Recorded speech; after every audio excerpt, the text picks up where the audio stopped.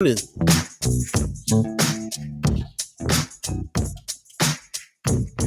Happy Hump Day. Hump Day. Wednesday, October 12th, 2022. First Sky Omaha Radio. First Sky Omaha in the morning. In the morning. Oh, yeah.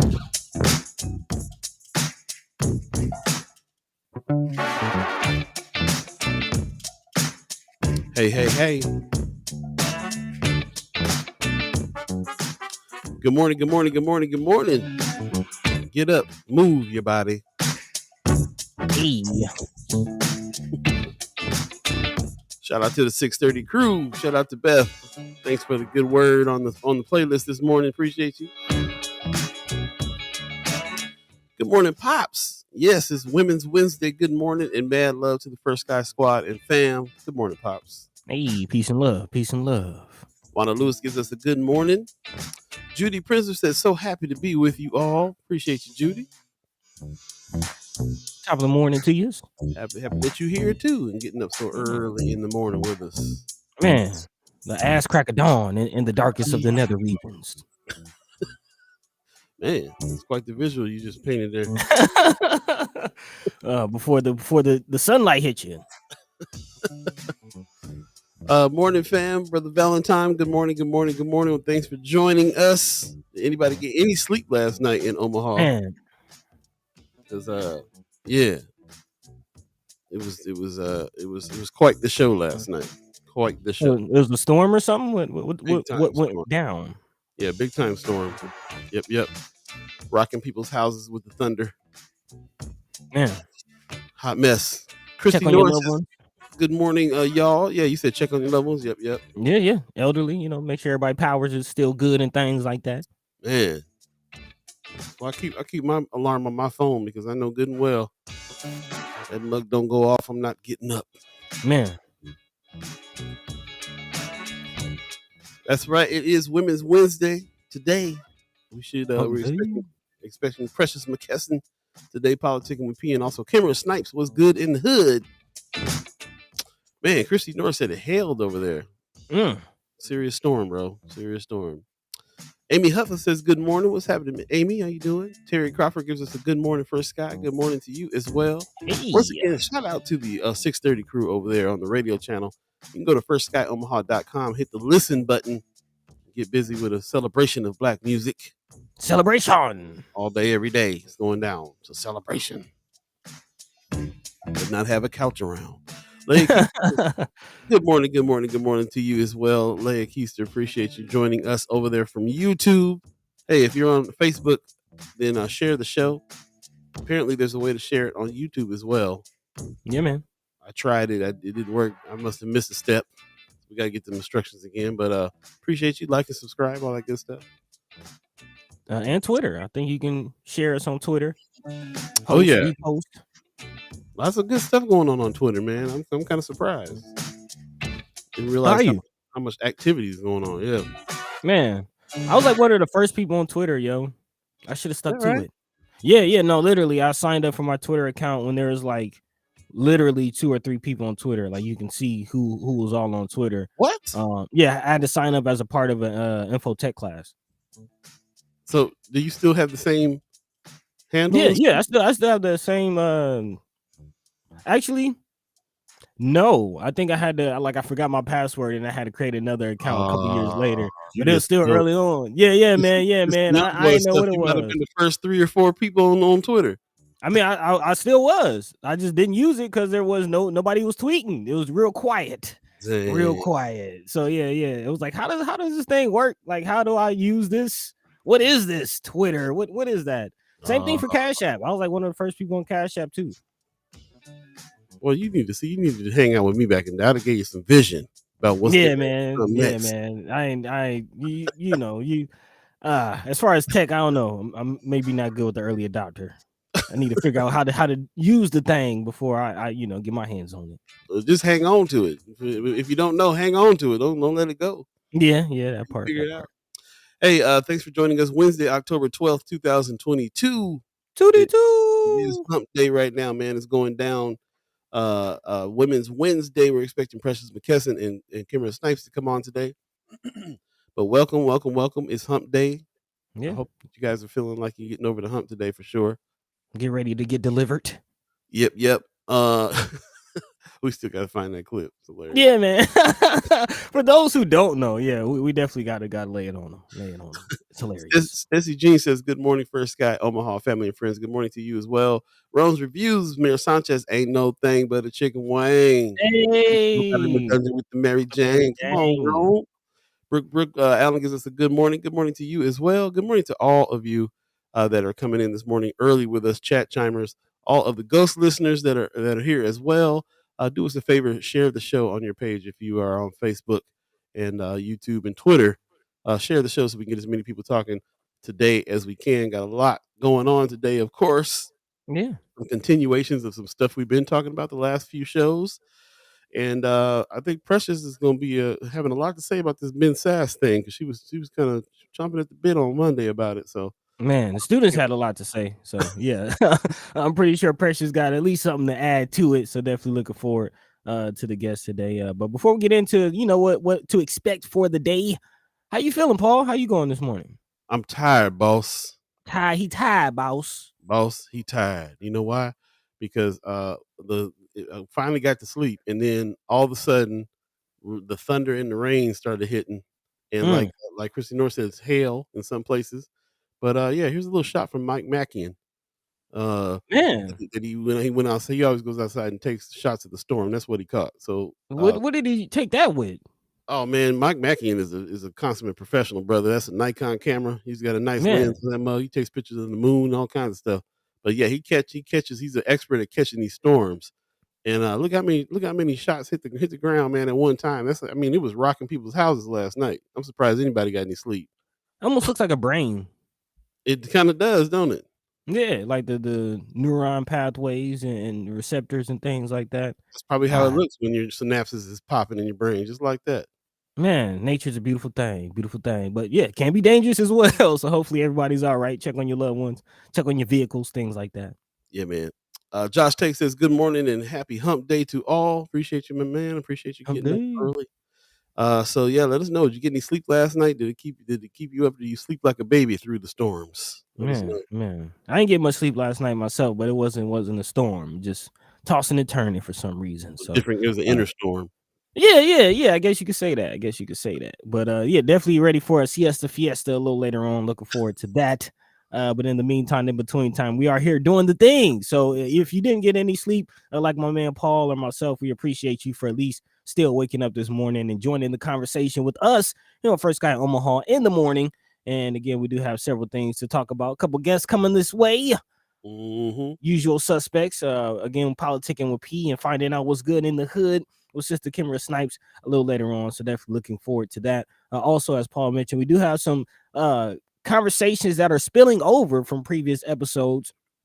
Definitely going to dive into the Ben Sass situation. Again, it is reported that Ben Sass is eyeing the University of Florida, and it almost seems like a foregone conclusion, at least until the students spoke up. Again, there was a whole protest down in Gainesville, Florida over the weekend, so we'll talk about that. And then also who's going to possibly replace Ben Sass. Again, Ricketts' name being tossed in that conversation. I would love to hear what Precious has to say. Also, Wayne Hudson chiming up. Again, we had brother Greg Gonzalez on Friday. Greg Gonzalez is the one who actually beat Wayne Hudson in the primary for the position of Douglas County Sheriff. But now brother Hudson is chiming up. So we'll, dive into what he has to say. And if anybody has any feedback, we'll give them their time to speak. But who cares? Anyway, in other news, Nebraska prisons are making headlines again, this time for lack of care for, I guess, are we not calling them inmates now? Is that's not what's the term? Yeah, let me grab the term real quick. Good looking out on that. Justice involved individuals. Okay. We want to get it right. Shout out to the Medicine Song on that one. Yeah, shout out to Medicine Song. Individuals. It does matter how we identify and talk about these people because just the term inmate, one kind of denotes that the person is guilty, and we always know that's not always the case. And then of course the treatment that inmates it kind of dehumanizes them. So definitely want to be mindful about how we acknowledge that. But we'll talk about the treatment that these people get inside of Nebraska prison, specifically a woman who passed due to cancer. So yeah, we'll definitely dive into that situation. Biden also chiming up, actually calling out some council members in California for some remarks that they made. So we're going to dive into that, and also did not get into the whole medical marijuana pardon conversation. There's some more information coming out about that. So we'll dive into that while we're talking about Biden as well. Of course, if there's anything on your hearts, on your minds that we're not discussing, feel free to drop that into the chat, drop that into the line. As always, let your mind be free, let your voice be heard. That's what it's all about. First Sky Omaha in the morning, Paul B, Buddi3 Da Gawd. Let's get going. A little early, but let's go ahead and get going. We got a couple special guests going to make room for that. Paul B. Yep. Let's go.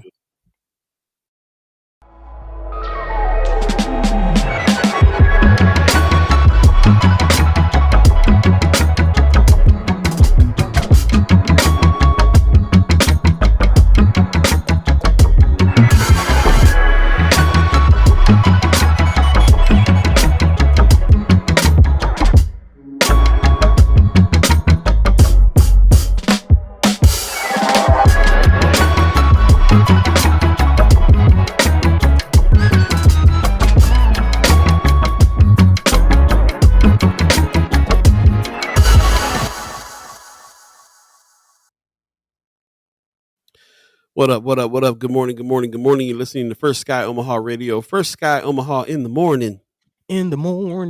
Paul B, Buddi3 Da Gawd, all of you, the chat chimers, all of you, the ghost listeners. Appreciate everybody that's gotten up early this morning to have these discussions.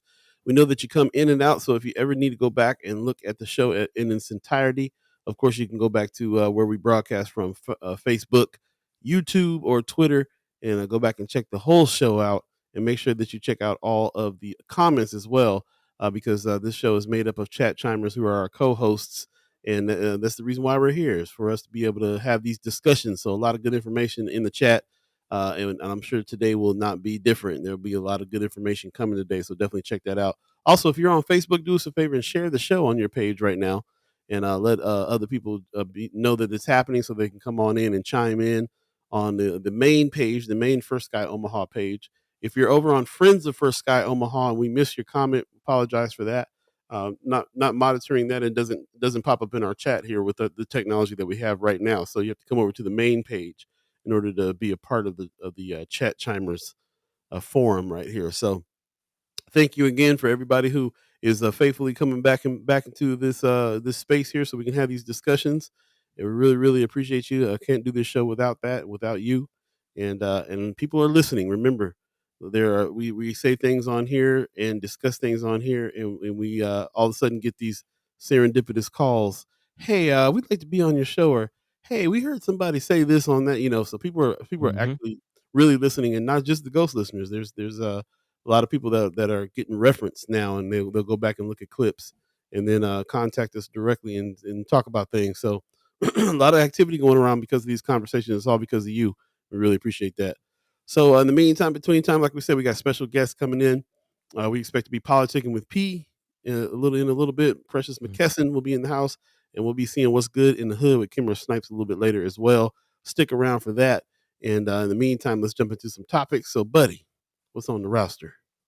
Well, we'll kick off today's show actually following the money. Some good news for today's show start, talking about the Winnebago Tribe receiving a big win in the form of internet. Internet grant is coming to the Winnebago reservation, and hundreds of households are now taking a step forward into the future, if you will, or maybe the present. We'll talk about that. But the Winnebago Tribe will receive just over $35.2 million all to install fiber directly connecting actually 602 unserved tribal households, also another 40 unserved businesses, and 16 community anchor institutions. That's according to an announcement sent out Tuesday from the U.S. Department of Commerce.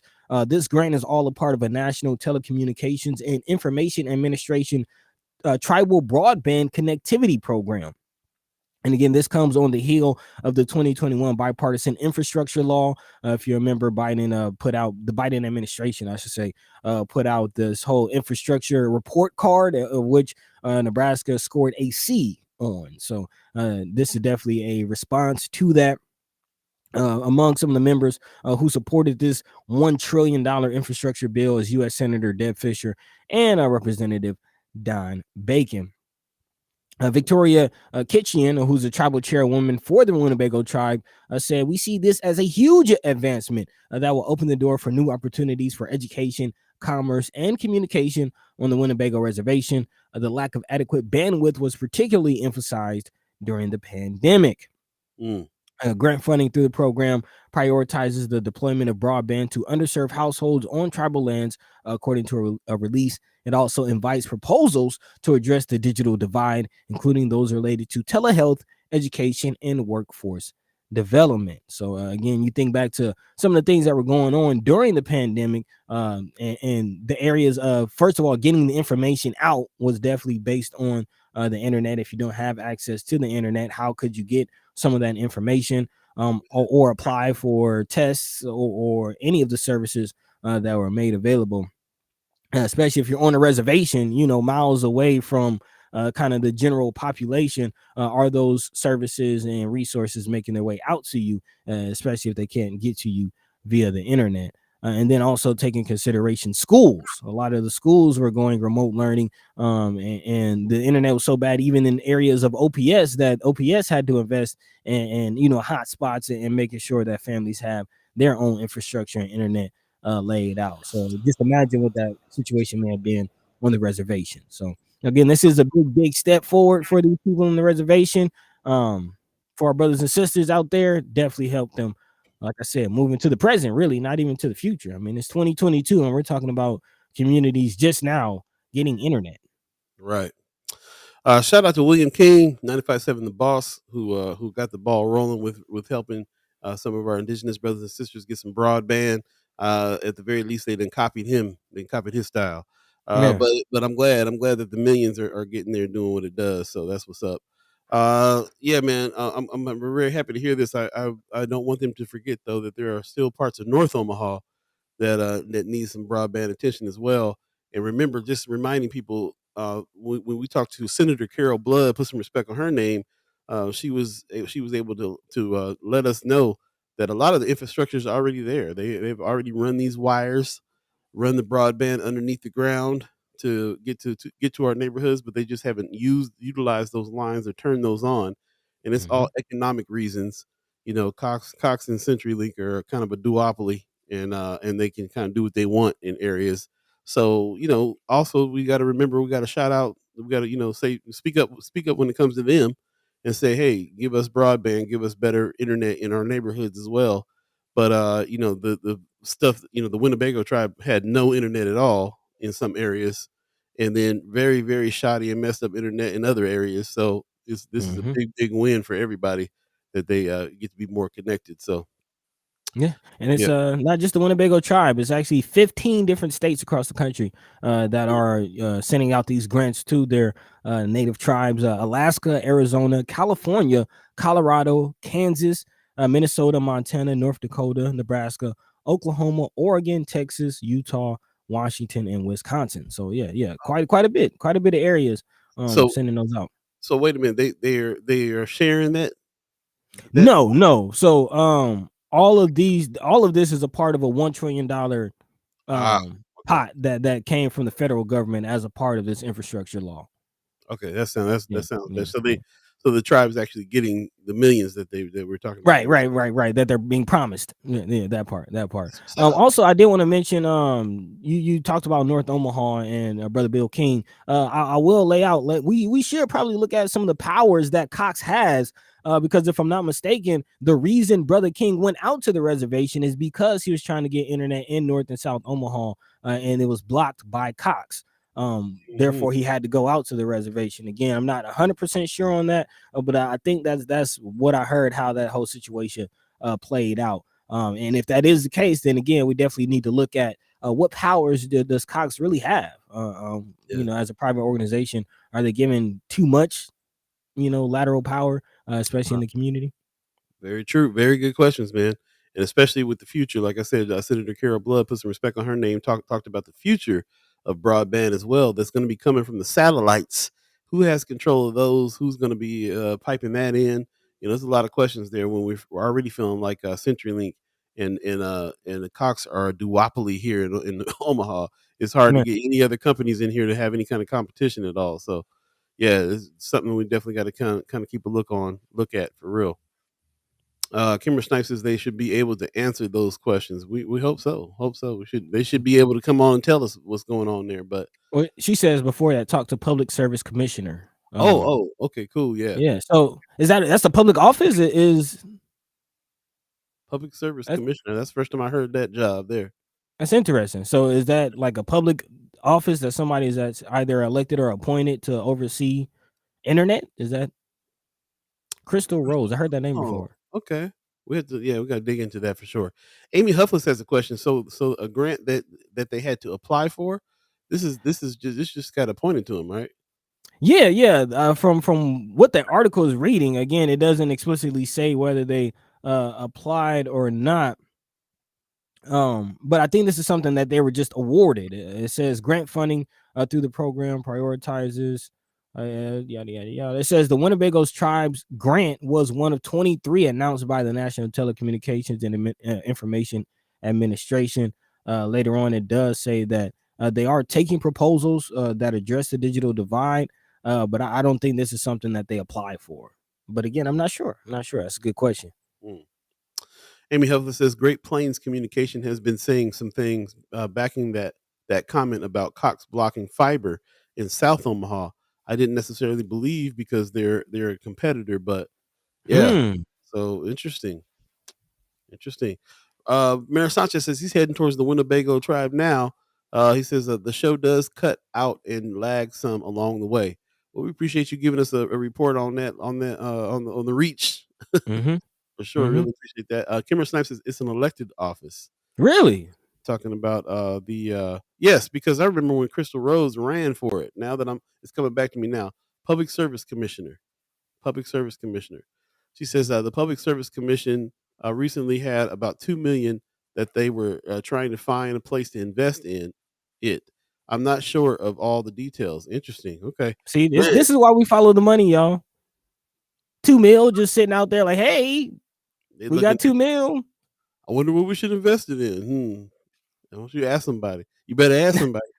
Come on, man. Kimara, good morning to you. Appreciate you coming on early, and we will be hearing from Kimara a little bit later on in the show. What's good in the hood? It is Women's Wednesday right here on First Sky Omaha in the morning. Yep. 7:23 right now. If you believe in the concept of time, just jumping in the chat a little bit real quick again. Lucia Rodriguez gives us a buenos dias. Thank you for coming on. Mama Guy says, "Hey, First Sky fam. Good morning to you." Kimara Snipes gives us a good morning, First Sky fam, and some hearts. So appreciate that. Brooks says the lightning woke Zane up. Did anybody get some sleep last night? Did anybody get woke up? Yeah, man, it was brutal. I definitely shook the building here a couple times for sure. So, man, can you put that picture up real quick again? Yeah, man, that picture is incredible, isn't it? Yeah, man, Mike Mackey, and that's my homeboy right there, man. He's a master at it. As soon as he hears a raindrop, he running outside trying to catch this. So this is what the city was looking like last night. So if you got your house rocked, this is why. Some parts got hailstorms apparently. It was a crazy night. So if you didn't get any sleep and you're up this early, appreciate you. Laura Lynette in the house. Good morning to you. She says I had hail in Bellevue. So yeah, man. You know how it does though, man. It comes in for about 20 minutes and then it's out. It don't last all night. Otherwise, we'd be underwater with the way this place floods. There you go. So again, though, check on your loved ones. Make sure everybody's all right, especially the elderly. And nobody's dealing with any power outage issues or anything like that. But yeah. Good conversation. Appreciate everybody for their input. Last on the internet issue, Sister Kimara says that she had issues on the Southside Terrace because of the fiber issue. I'm kind of thinking, is internet, as we get more and more dependent on it, is internet a right? Is that something that people can necessarily live without? It's already looking like a public utility. They argue this all the time. They go back and forth. Is this a public utility?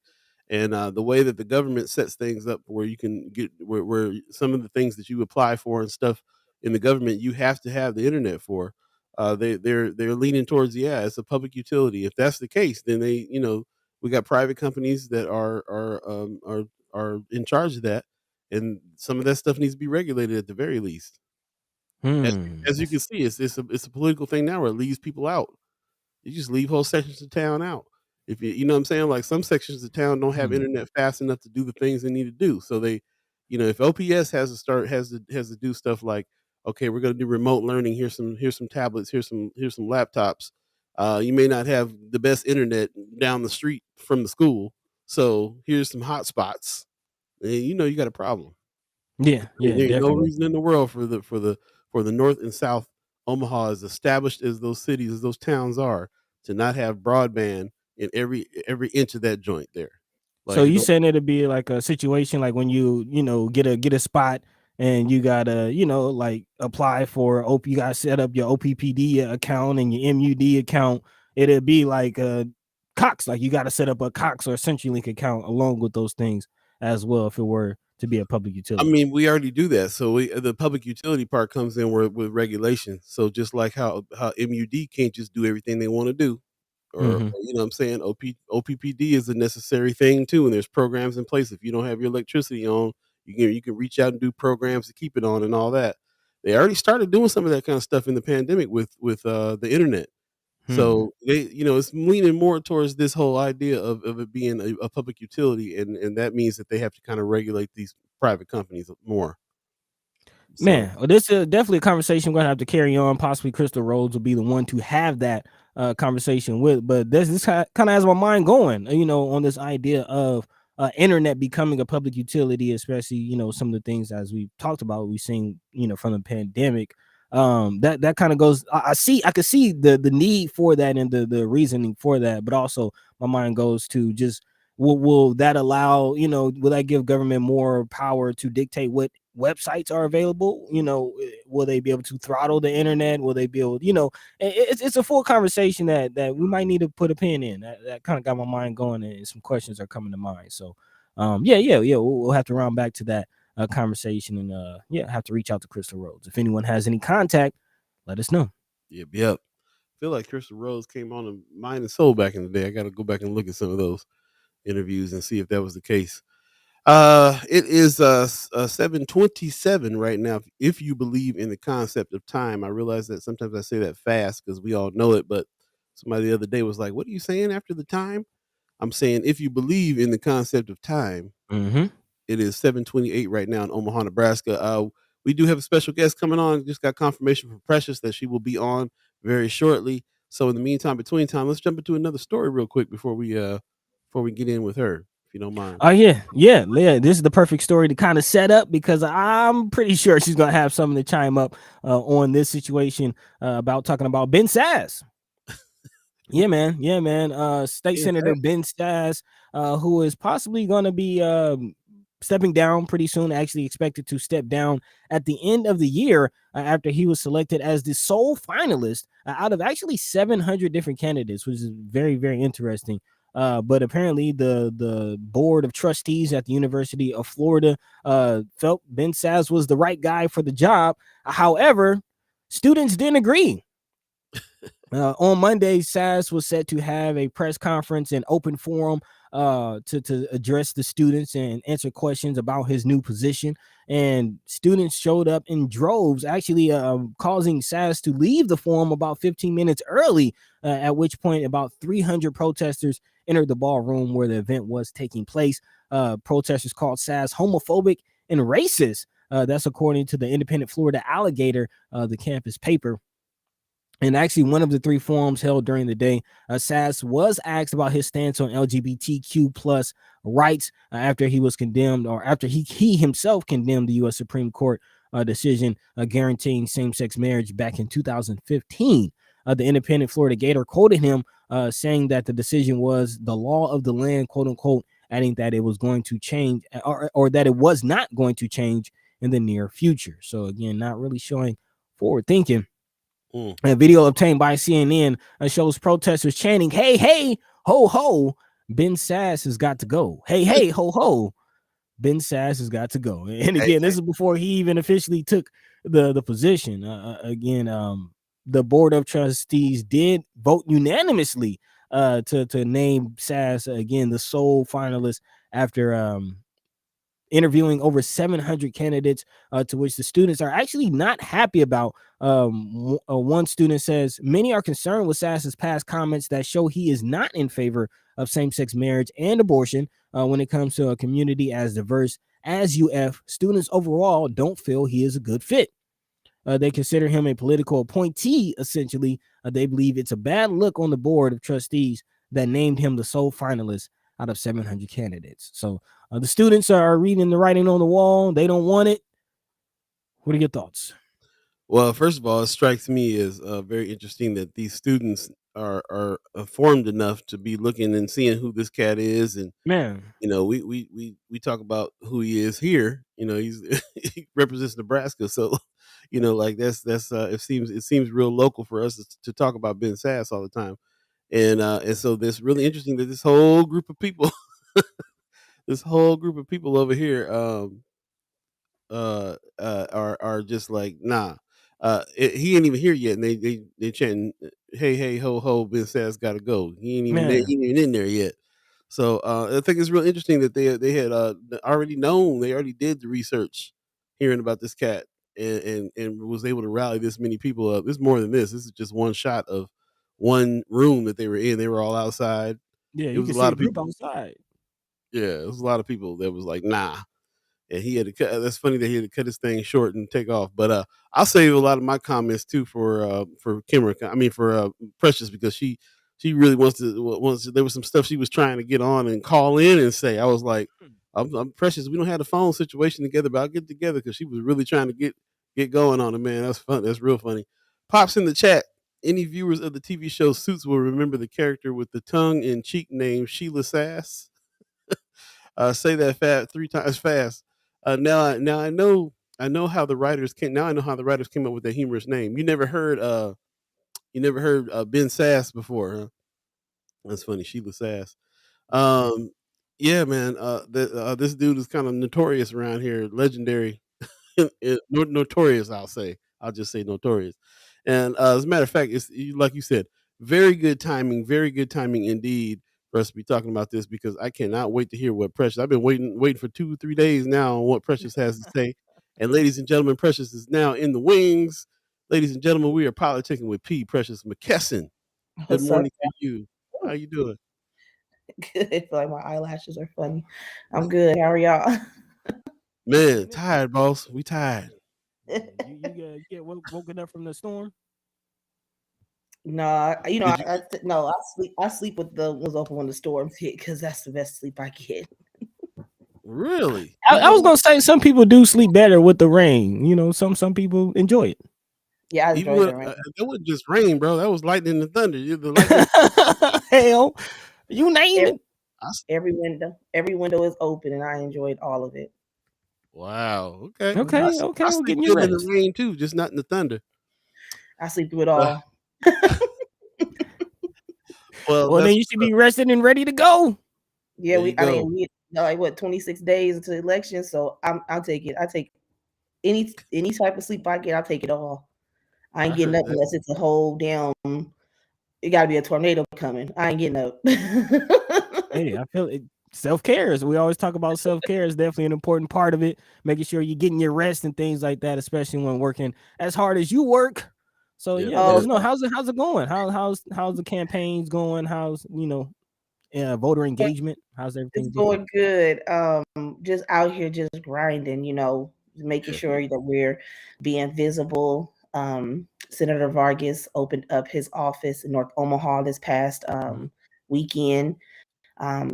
Just being visible, making sure that we're getting vote by mail cards in, voter guides out to voters, and just making sure we're talking to the voters and talking about the key issues that are impacting them and how we can make them change.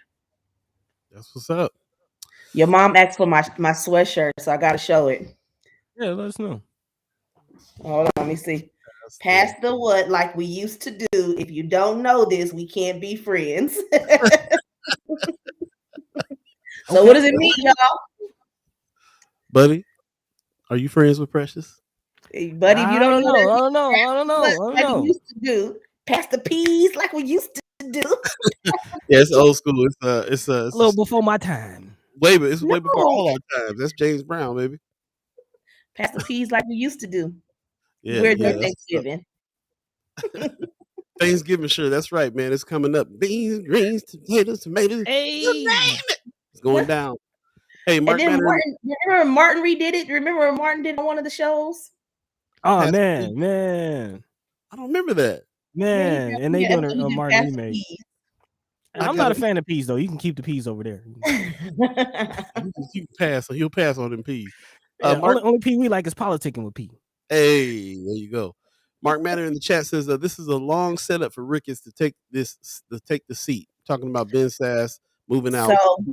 He says, though I am worried that Don Bacon could go for it. Bacon just signed on some bill the other day on term limits, 3 runs at Congress and 2 on Senate.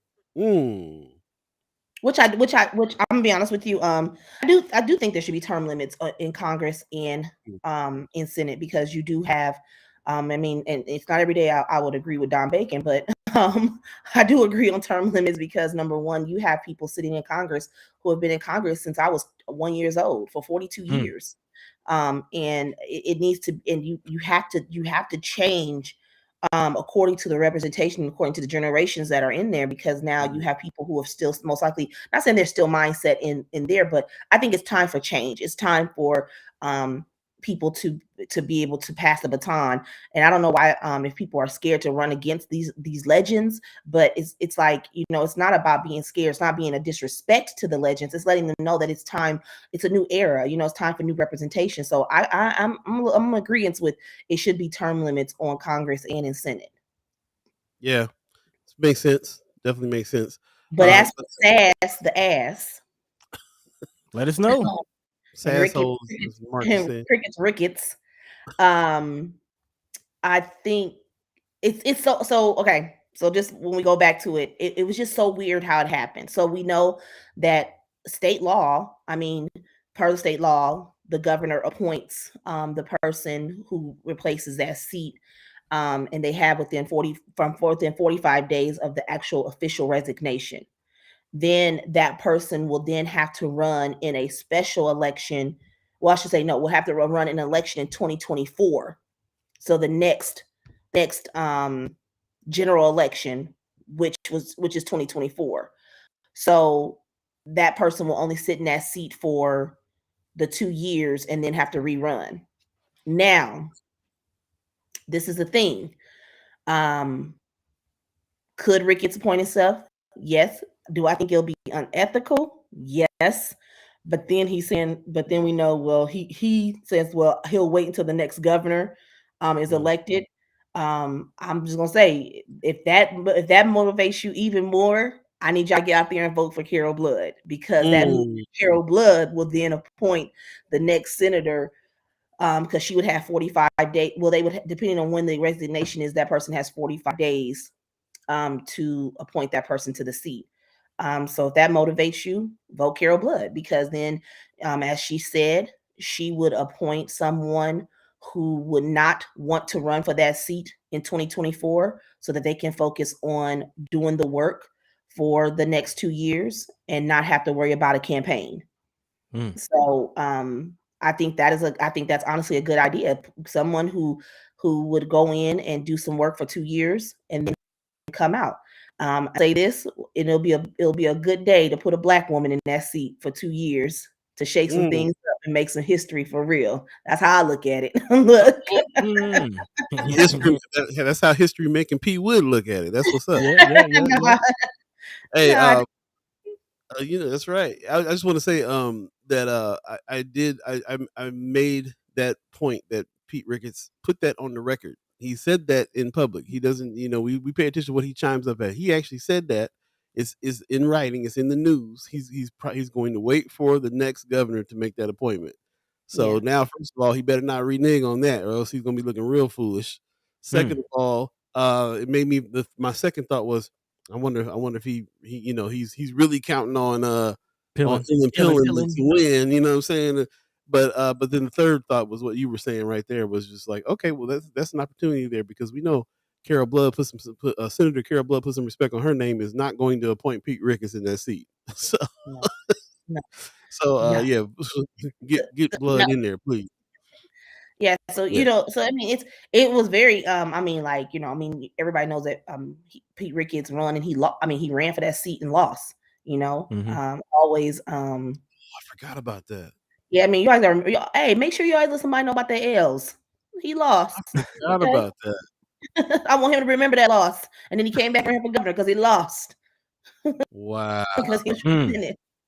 But I mean, most likely they're sitting around, doing political strategies. But I also want to give a shout out to his wife, First Lady Susan Shore. She endorsed Patty Pansy Brooks yesterday. What? Yeah, she did. She did a whole video. I learned a lot about her in that video. I didn't know she was a former nurse. So she endorsed Patty Pansy Brooks down there. So shout out to the First Lady of Nebraska. Look, that's a surprise. That's a real surprise right there. Wow. Okay. Yeah. Brother Mark Manor is bringing up a point. He says he would appoint himself in a heartbeat if Blood wins. And you said because Ricketts isn't technically out until February, correct? January. January. Okay. So he would have about a month or so. I guess we'll have to wait when Ben resigns. But there is a possibility that Ricketts could appoint himself. Is that correct? I mean, look. Has anybody ever went back on their word? I mean, he's politicians particularly. He's Pete Ricketts. He's Pete Ricketts. I mean, if he could take money from people that need it and rental assistance so they can have a good housing and be able to, not be evicted, he could do anything. Terry Crawford in the chat says James Brown, get on the good foot. It's appropriate setup for this conversation on voting. Like, let's get these cats up and in and out. You have to. Yesterday, and I want to tell this because it's kind of funny. So yesterday I did this talk at UNO with some students, and before I did the talk, I guess the department must have caught wind that I was coming to speak. And so they asked the professor if she could invite a Black Republican. Oh Lord, Who did they bring? No. She told him no. She's like, no.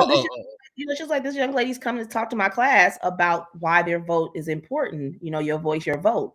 And I say that to say, when I talk to students, I always bring up different things. Like I even bring up ask the students, do you know who your board of regents are? Do you know who sits on your board of regents? Do you know that Jim Pillin sits on your board of regents? He makes decisions about what's going on in your schooling. I always try to bring up, give the history fact, but the fact that a university would, when we come and talk about, well, can you bring a Black Republican in because they thought it would be controversial when we come in to talk about your vote, your voice.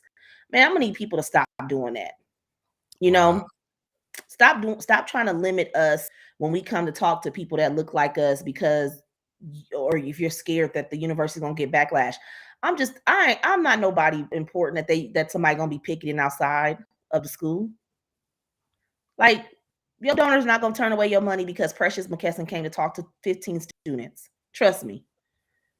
I ain't pushing. I don't think I'm pushing power like that. I have a feeling that after we make wins, then we might. Okay. Kick up some more dust, huh? I have a feeling, it's definitely sounds like somebody's personal politics, and they're trying to mess with people. How did the talk go? How did the students respond? It went really good. It went really good. Students.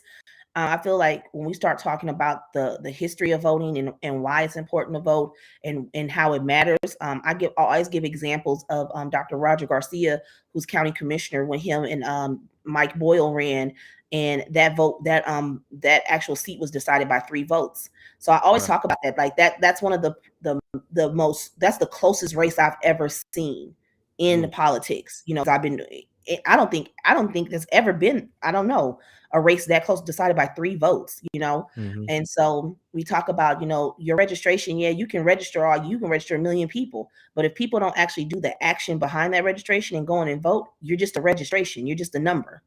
You want to be a number on both sides. You want to have a tick mark on the registration side and a tick mark that you voted, because those two, it equals one thing: change. So let's start doing it. Heard that. Miss Erica Felt gives us a good morning. Good morning to you too. She says, listening to y'all while driving Boogie to school. You driving? You all right to drive? Drive safely. Drive safely. Call somebody who needs some rides, and we can help out with that too. She said, I couldn't miss Women's Wednesday and this education. I heard that. There you go. Pop says, I think all political positions and court appointments should have limited terms. If the president does, why not everyone else? Yeah, I think it is. I think it just shows change instead of somebody having that power for so long. I don't know. I looked at my ballot. I had to laugh yesterday. I looked at my ballot yesterday. I didn't realize the judges were on there. They rolled up. They snuck them in, y'all. Look. Oh, really? I'm just saying, because I didn't realize it. I mean, I just just be like, whoop, there we go. And that's a real thing. Yeah, and I had somebody call me. It's like, hey, what about these judges? And so it's interesting to me. Last time I went to go vote, I was looking at that and realizing like how much I actually tried to spend a couple of days looking at stuff. There wasn't a whole bunch of information on them on the internet, and so I started looking at past articles and cases that they ruled on, and so on and so forth. But it was tough trying to figure out like who was who and what was what, and I that stuck with me. I was like, I'm gonna do some real studying this time around. So keep that in mind. Those are people that directly affects you on a regular basis. So you can go to the Nebraska Bar Association's page. I'll find the link and see if I can. I know Gina had the link yesterday, but on that link, they the lawyers are able to grade the judges, and so they post that information. Now, I will say in 2020, that website got a lot of traction because they ended up taking it down. But again, it's public information, and I think people should be able to look at that information and make that decision based on those judges. I mean, honestly, and like you said, Paul, research, Google their names, see which cases they've been involved in. There was times where there was judges that was letting folks off for letting people off for vehicular homicide, and then you got somebody else who got time for it's crazy. You see it all the time. It's in the news. Just read the newspaper. Make your judging based off of that. Well, this is why I was bringing it up, because the first thing I did when you look up stuff, you look up the results, the peer results from lawyers, like you said, but sometimes it be in cahoots, bro. Because I'll read some stuff and lawyers will say one thing on that site. I'll go look at some court cases for myself and see what they ruled on, and it's like, okay, now I know what lawyers are in cahoots with what judges, because they try to act like, you know what I'm saying? Yeah, I didn't think about that. There's a big thing we need to do out here when it comes to research on that, because what hit me about it last election was that judges directly affect you. These are the people that are telling you how to split up to split the week up with watching the kids with your ex. These are people that are putting you in jail. These are every aspect of your life eventually comes around to a judge that's going to make a judgment on what it is that's going on with you. That affects you more than the president even. And so we don't be listening. We don't be finding. So we got to build some kind of resource where we can have a scorecard for judges from the public as well. Is what I think.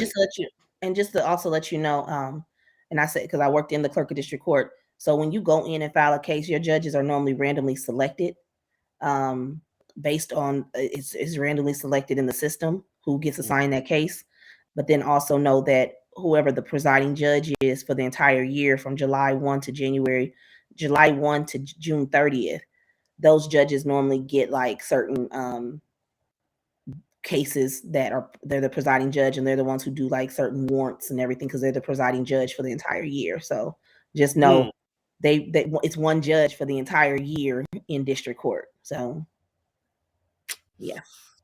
Lots to definitely go over.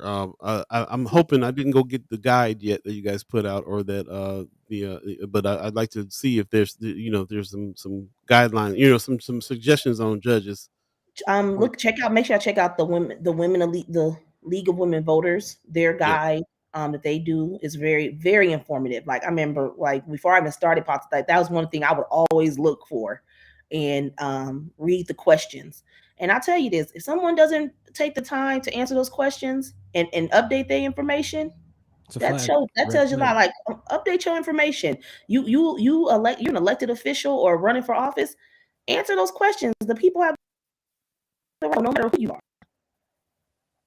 There's a lot of those in there that in those things too that say no, they just no answer or not doesn't apply to them or whatever the deal is. So that's what's up. Leia Keister says I just posted helpful judge info. Thank you very much for that. Carolyn Jack in the house, she says good morning. Many of the judges haven't even filled out their own ballotpedia.org. They need to tell us why they keep them. Why they keep them. That's right. That is really real. Kimara Snipes is in the chat over here on the other side saying, I don't know. I didn't fill it out, but I've been, she's talking about something else. Okay, my bad. Oh, the league knows. Definitely go check out that League of Women's Voters guide, because I think they have it's a pretty thick one, and I'm pretty sure they got the information on judges in there too. So who's running? And you can take that with you up to the ballot. You can take that with you when you vote. Yeah. Or take your voter guide. Take your voter guide before you go. You get your voter guide because you should be receiving them in the mail and if you don't have any, let me know. But you can mark your people on there that you want, and then you can take that to the polls with you also. Or hurry and just get that early ballot. You know what? You can go vote now. You can actually go to the election commission office now and early vote. You don't have to wait until November 8th. You can go to the election commission right now and vote. Yeah, this early voting right here started October 11th and goes through November 7th. So right now in person, right now you can go to where did they go again? To the election commission office off of 120th and West Center. Next to it's in the parking lot on the like to the west of Nobby's, the old Nobby's. So we're right in the middle of it right now. October 11th just started yesterday, and so you can go early vote now. And I wanted to make one more point too, because there was a time when I remember being in there and going, I don't know something about this particular judge or whatever it was, and I had the League of Women's Voter, and you can stand there for as long as you need to and look through that book. Don't let them pressure you to have to run out. Don't make it a thing where you're making it too fast.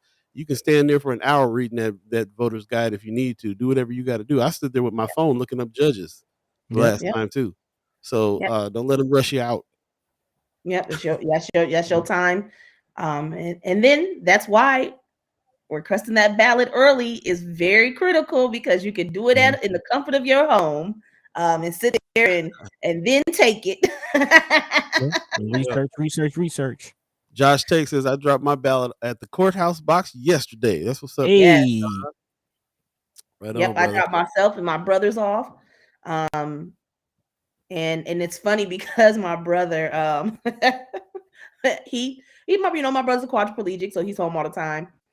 And so he asked me about a sign that had appeared in our yard. And so he went and researched. He was like, I don't know, Precious. I was looking at that person and I was just like, you got too much time on your hands. But it was actually a joke. But people do research. People do research. Google, just go Google the candidates. That's all I'll say.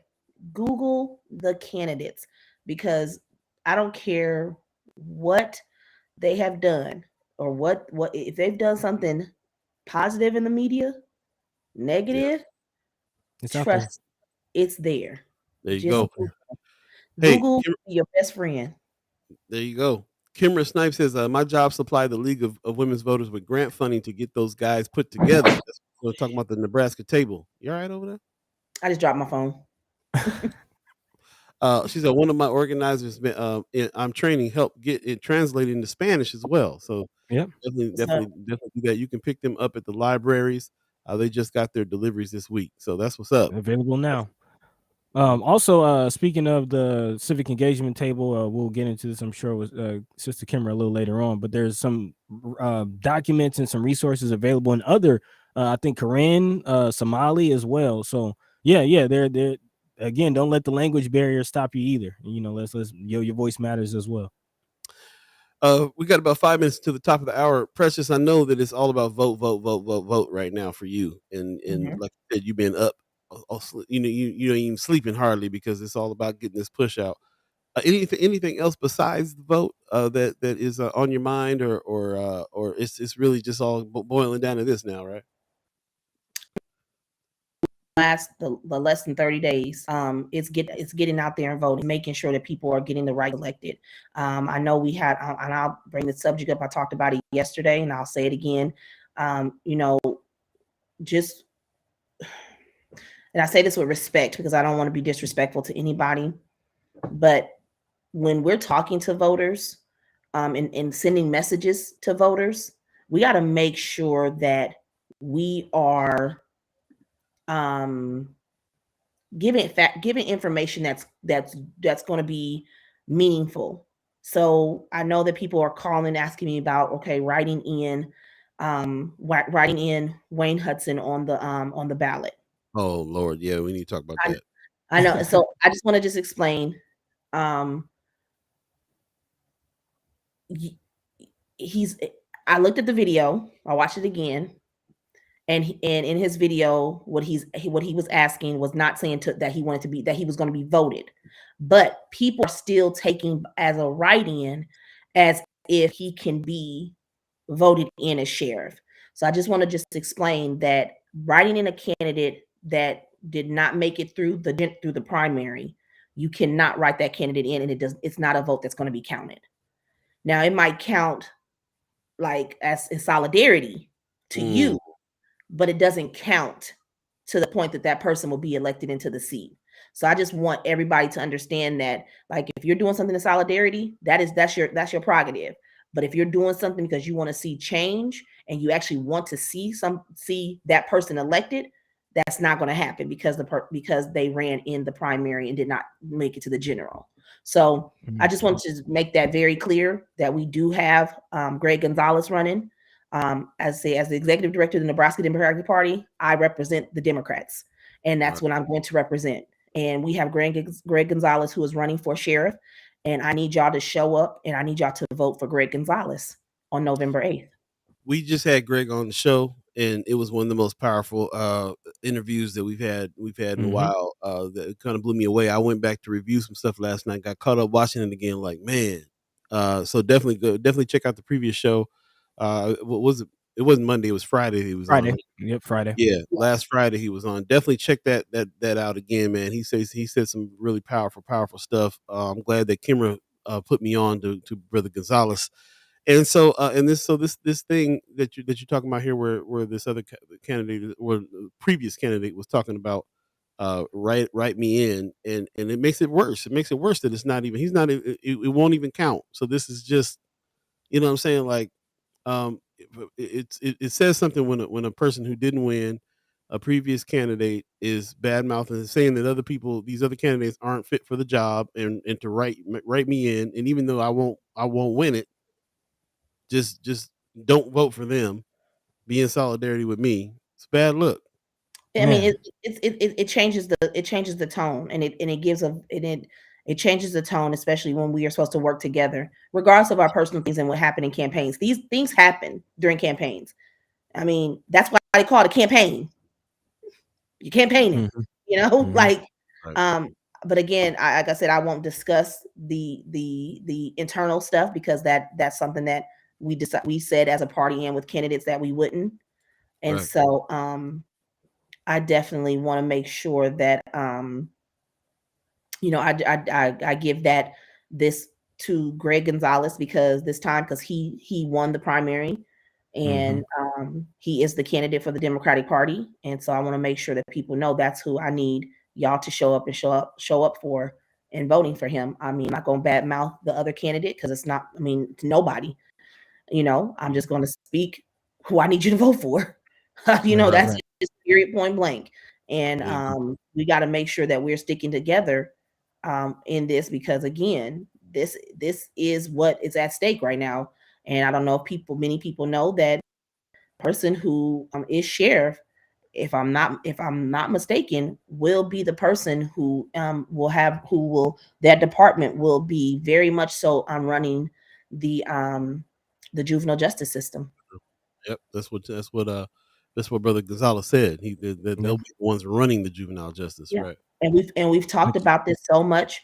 We've talked about on my phone. Just a second, y'all. It started. I knew my alarm was gonna go off. We've talked about it so much about that area, and people have been so like focused on it. Now's a time to where we can have someone in there who'll be able to say, okay, we can hold someone accountable. Let's talk about this. We know who's in there. Like we can have some more impactful work that we need to do, but we have a way, what I mean? Like we can really have someone there that we can talk to and really feel and hold accountable. I mean, it's just time for change. And then when you have a former sheriff come out who I ain't even about to get into that. I'll say this. We went into for profit at First Sky because we wanted to say what we wanted to say, and we did, do our due diligence. We did speak to both candidates. We spoke to Greg Gonzalez, as we said Friday, and we also spoke to Wayne Hudson. And I will personally say, after speaking to both of them, I like personally what Brother Greg Gonzalez said, and I'm not afraid to personally endorse and support Brother Greg Gonzalez. And it's not about bashing or anything, but let's just call it what it is. One candidate is willing to stand up for himself even in the face of the police and sue the police, and another candidate ain't even really willing to call the cops who beat Rodney King races. Right. So take that for what you're taking. And when I'm talking about Aaron Hansen too. I'm not saying like I'm not. I mean, I gotta keep it 100 too. Like, I mean, you have someone who, number one, he can never be promoted in the police department because he doesn't have the credentials or have and again, I'm not taking away from somebody who doesn't have a degree because I don't have my degree. But I'll just say this: he will always be stagnant. He will always be in the same position because he cannot raise ranks because he doesn't have the credentials to raise ranks in the police department. So at this point, he's there. Well, he's not even in this race, and it don't make no sense for me that somebody who's sitting on the sidelines has. Aaron Hansen. Aaron Hansen. Aaron Hansen is in the race. Yes, that's what I'm talking about. Yes, he is in the race. Okay. I thought you were talking about somebody else. Okay, yeah. Let me do a little housekeeping here real quick. It's 8:02 right now. If you believe in the concept of time, you're listening to First Sky Omaha Radio. First Sky Omaha in the morning. Paul B, Buddi3 Da Gawd. We're politicking with P right now. Precious McKesson. Thanks for everybody that's joining in. Kimara, I'm realizing that you are chatting. You're sending messages through the private chat that only us three can see.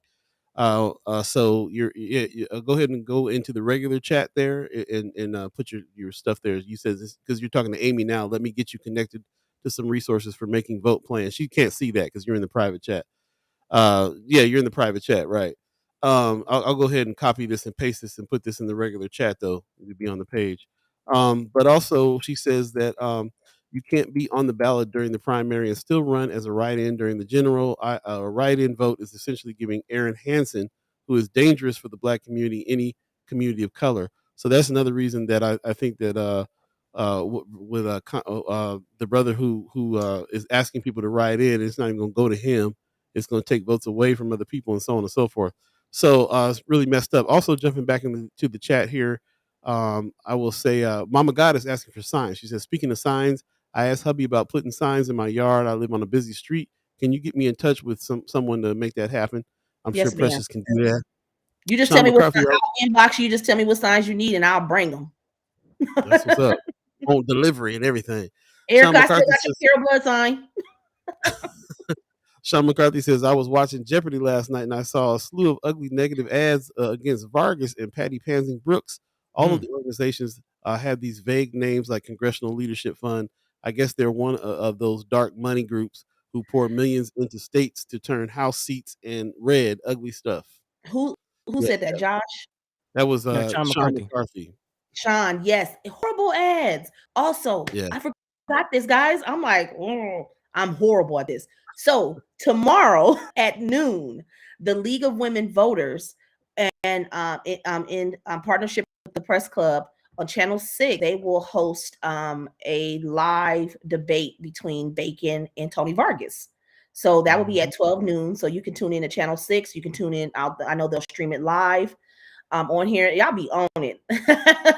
So make sure y'all tune in. Make sure y'all tune in. I need y'all to tune into that. This is where you're going to see Don Bacon flip flop. You know, he said the other day that he supports Herschel Walker. Then he supported Tommy Tuberville's comments on reparations because Tommy Tuberville made a comment about reparations, and he supported the comment. It's a whole bunch of crap. Don Bacon is full of it, and it's time to send Don Bacon back here. Like I'll say this: don't nobody want to see Bacon in DC. Bacon needs to be right here, back in Nebraska, collecting his pension from the military, just sitting there. Just get him out of DC, y'all. It's time to go. This man has supported Trump. He has supported, even after Trump talked about him, he done supported Trump. Now he's supporting Herschel Walker, Tommy Tuberville, all these people who are against Black and brown community he has supported, and they only use us as pawns. So yeah. Anyways, get him out of there. And then on Sunday there will be another debate that will stream live, and I think it'll be at PM on Channel 7, and that will be with Senator Vargas and Don Bacon. So make sure so make sure y'all tune in. Support Tony Vargas. Go to Tony Vargas for Congress's page. They have a watch party. If you want to join that on Sunday, they're looking for volunteers to come and do some visibility outside as they come into the debate. Like, show up. Let these people know it's time to go. It's time to go, because we know that it's time. It's time. It's time to replace. We can make history in the state of flipping 2 seats in CD1 and CD2. We can send Patty Pansy Brooks and Senator Tony Vargas to DC. Let's show up. Let's show up. We can elect Carol Blood governor. Let's show up. We can do this, y'all. Your voice is your vote is your voice, and you do it. You have to. That's what's your up. mind be free. Let your voice be heard. Precious McKesson. We politicking with P. We really appreciate you coming on and getting us fired back up to get back to them polls and do what we need to do. As you can see, she will get you whatever signs you need and whatever voting guides you need and everything else, because that's all the mission in this next 30 days. And then I just want to make a little joke. Did y'all see Tony Connor in one of them commercials? I didn't see him. What'd he say? He was in one of them little darkening commercials. Oh. Wow. He had on a little suit. Kimara said he got the nerve to call somebody 2-bit. And he's a bacon bit.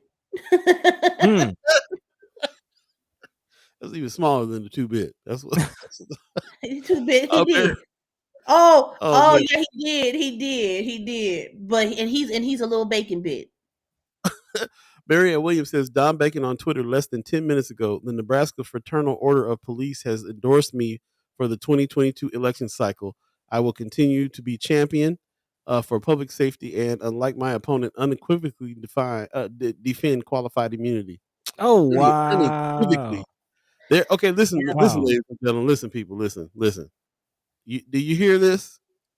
I wish somebody on this chat would vote for Don Bacon after we. Do you hear this?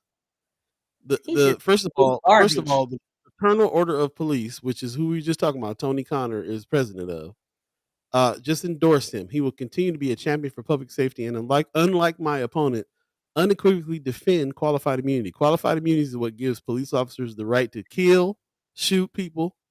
This is why they be getting off. This is why it's very rare when they get convicted of anything. Qualified immunity is what we're fighting against.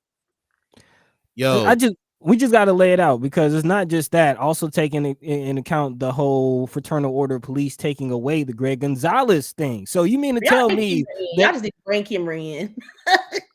Right. Come on. Yeah, because she's blowing me up over here with this Come on.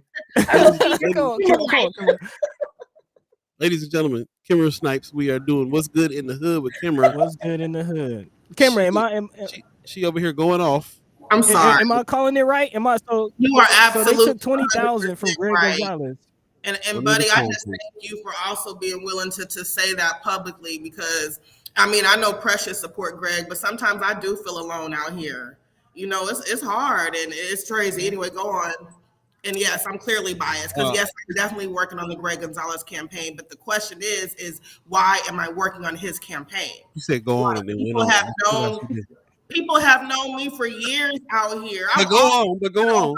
Righteousness. I've always stood on righteousness. So why would you see me associate myself with someone and not think that they are righteous? I don't know. Yeah, you talking? Yeah. Okay, and that's for people who know you personally. But to Buddy's point, this is right. This Fraternal Order of Police, who had donated $20,000 to Greg Gonzalez campaign and publicly asked for it back, and don't get nothing back. And I wouldn't give near a dollar back to them people. And you talk about flip-flopping. You talk about flip-flopping. When Greg was applying to be the chief of police in Bellevue, they loved him. Everybody loved him, right? Now all of a sudden they got a problem with his wife. You know what I'm saying? He starts speaking up about things. Now it's a problem. This goes back to culture, though. This is the culture of the police department, but it is also the culture of the city. Point blank, period. You just got it.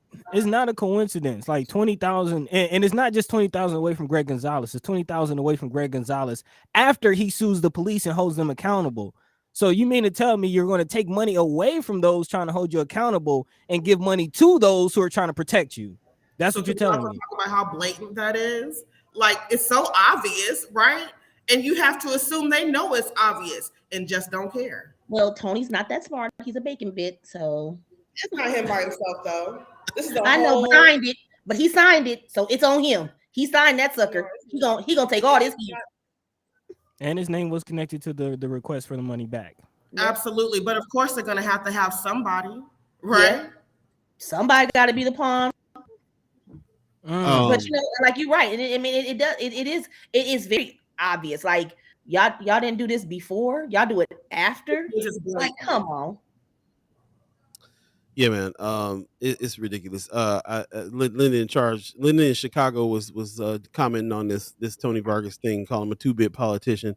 Ron's Reviews giving us a thank you. I know when he's thanks Doc, that means that he's approving of what's going on here. Appreciate it.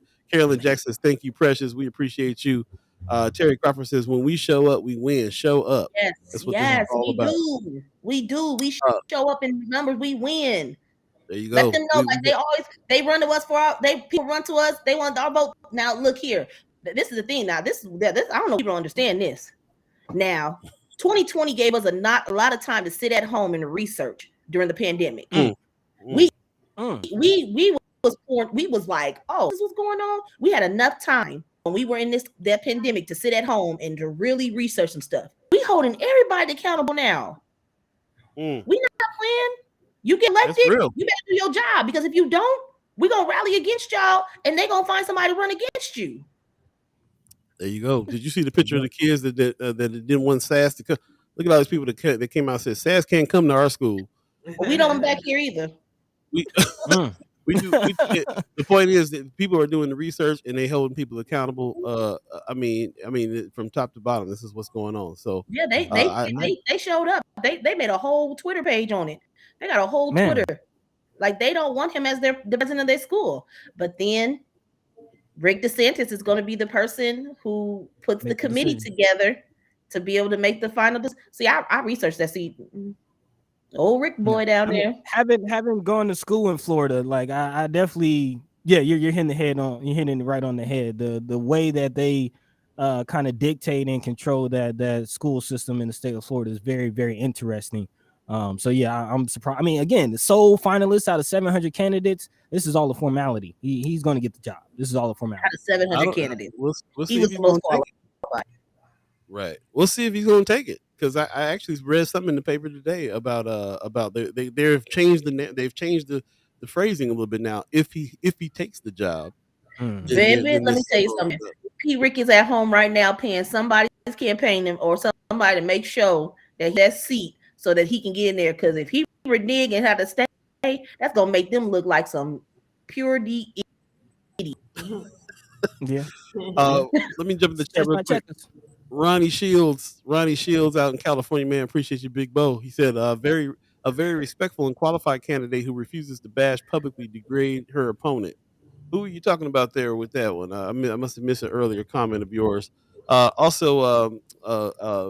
says, yeah. Let me know who you're talking about there. I like what Mir Sanchez has to say. He says, I have to say, the look on all your faces on the screen fills me with joy. Appreciate you, bro. It fills me with joy too to be able to have these wonderful ladies on to talk about these things. I learned so much from y'all. It's ridiculous. Can't wait to talk a little bit more to you, Kimara, on some of these things.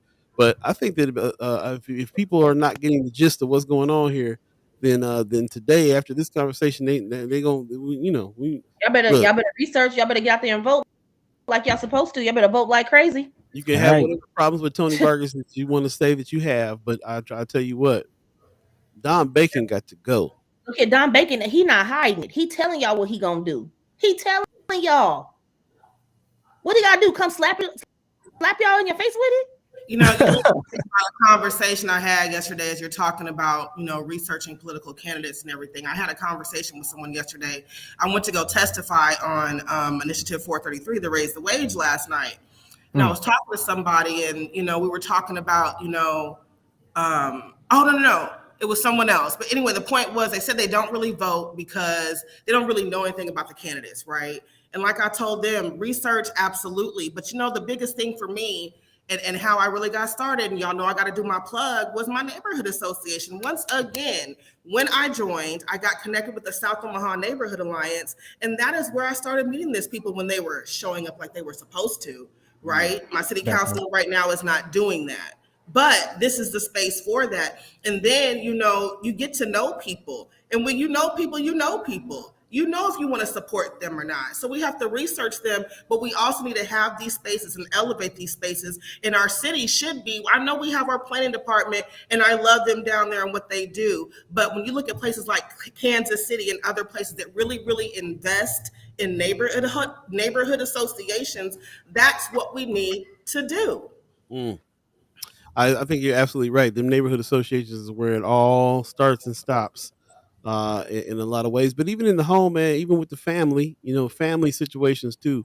I like how you always impress me by telling me about how your family did things where they all sat around and voted on stuff. You get it going in the family first, and also just understand the research. And I love when you make a connection about like who it is that's getting ready to be in the seat and how they affect your personal life. Mm-hmm. Look, I come from that's how you relate to it. You relate to it as if you were the person who would have to encounter that person. There's things like, I was just saying, go check out that Why Vote tool. That's exactly what that's for, like helping you get connected to why it's important to you. Because I don't care what your socioeconomic status is, you are getting something from some level of government. And every place you're getting something from, someone is making a decision about that every day. We talk about how we like our power. Well, how do we like our power if we will allow someone to make a decision about this all the time? We don't even figure out who they are. It was Elijah Ali, I believe it was someone, but they said you should know 5 people who represent you. You said it. I know my 5. Hashtag know your 5. You need to know those 5 people who represent you. You have to know. Shout out to the elder brother Ali for sure on that one. We need to put that on a shirt. He's alive. But I will say this: like, there's this lady on Twitter, and I, never want to. Again, I'm always into being positive, but she jumped on my status like real negative. And she wanted to go in on Senator Vargas. And all she kept saying was, he don't do this, and my daughter is this, and my daughter's that, and my daughter is and there's a man that's talking to my daughter keeps running away, this and that. And she tags Don Bacon. Ooh. So let me ask you this. I'm all for supporting a mother who is going through some stuff with her and trying to help her and give her the resources. But like I told her, you capping for this man, and you still in the same situation you was in 2 weeks ago. He ain't using his plugs to do this.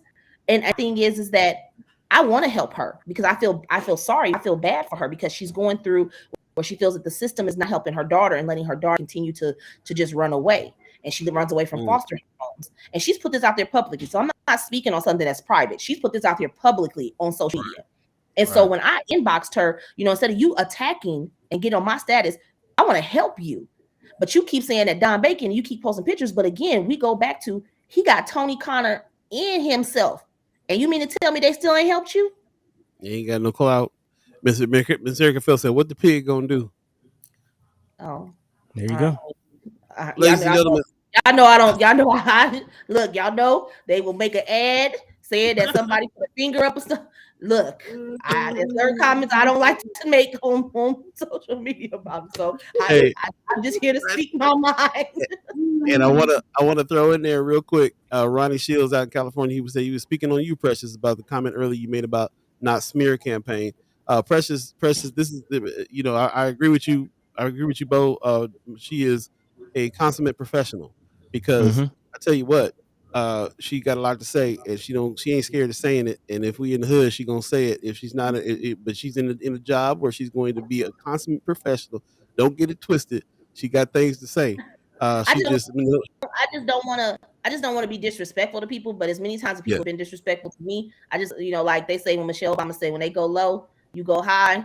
I'm on that high now, but trust and believe, I'll go real low with you. They don't want the smoke. They don't want we gonna give Kimara some time. We gonna give Kimara some time. So we gonna thank you so much for joining us, and again, I really, really appreciate you doing this thing with us here. Politicin with P is off the chain. We love it. We'll see you next week. Peace. Have a good one, y'all. All right, ladies and gentlemen. As a matter of fact, let's take a quick break, and we'll come back here and jump into what's good in the hood with Miss Kimara Snipes. It's going down. First Sky Omaha Radio. First Sky Omaha in the morning. All Buddi3 Da Gawd. All of you chat chimers, ghost listeners, and Kimara Snipes is going down. Stay tuned. We'll be right back, y'all.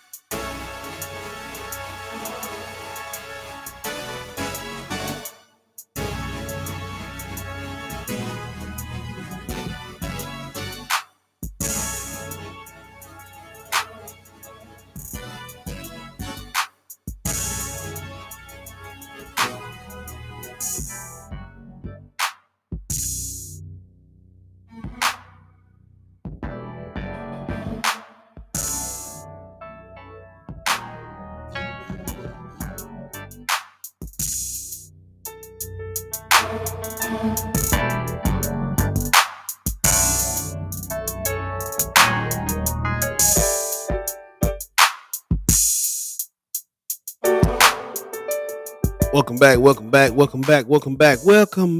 You're listening to First Sky Omaha Radio. First Sky Omaha in the morning. All Buddi3 Da Gawd. All of you chat chimers, ghost listeners, and we are now seeing what's good in the hood with Kimara Snipes. I love it when you guys come down. I love the overlap that you guys do too. Like, just go on and bring her in because we got to all talk about this. It's exciting. Anyway, first of all, how are you? How's it going?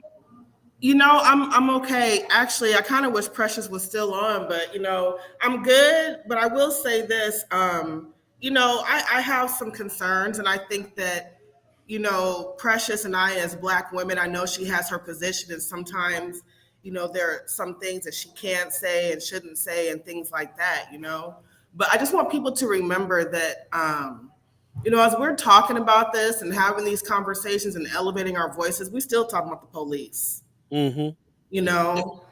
So there is, we've talked, and I'm not telling her business, I'm going to tell mine. We've talked, and I voiced those concerns of sometimes a slight level of fear, right? Because again, we are talking about the police department.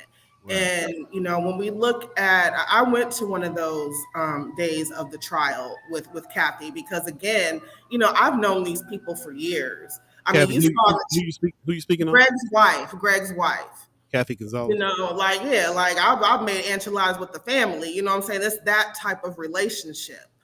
And so, you know, I went to support her. And when I just listened to the things that were happening, you know, it was just like, wow, you know, this is someone who is the police.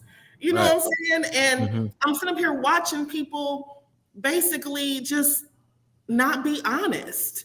You know, I've been involved a long time in the community, and there were police who I watched testify who I thought were like one of the good ones. You know what I'm saying? So this is a lot. And yeah, it's kind of fun and jokey, but you know, Precious and I do have a level of fear. And that's a conversation that we need to have.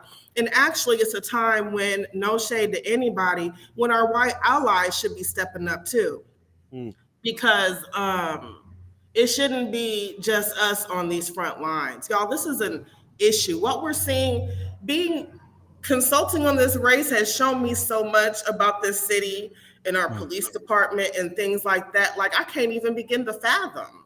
And so, like, there's a lot that is happening, and what you see on the outside should be an indicator of what lies beneath.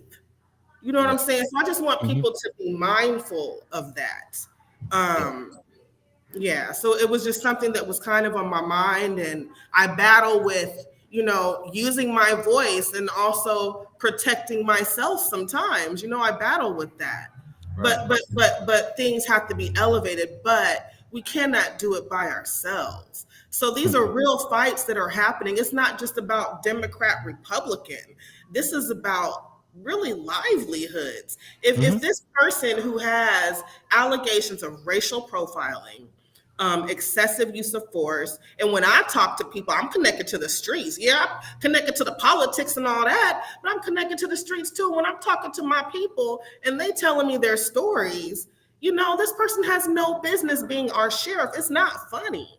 So when we talk about the whole write-in thing, that's very serious. And again, you cannot have your name on a ballot during the primary and then run as a write-in candidate. So technically it's illegal anyway. And if you do this as a write-in, you are essentially giving Aaron Hansen a vote, and we cannot do that.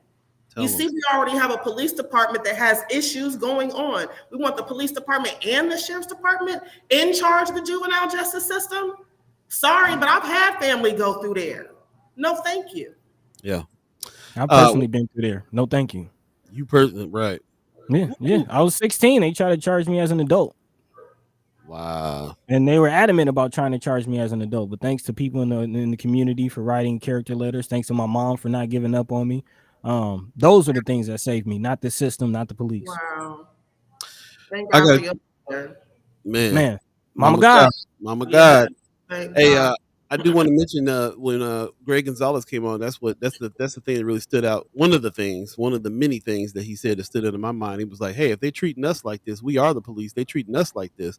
We got to question how they treating the neighborhoods. We got to question how they treating people that they consider the enemy, which is us sometimes." So, or even somebody like you, Kimara. Like, it's very powerful to hear that from you, somebody who ran for mayor.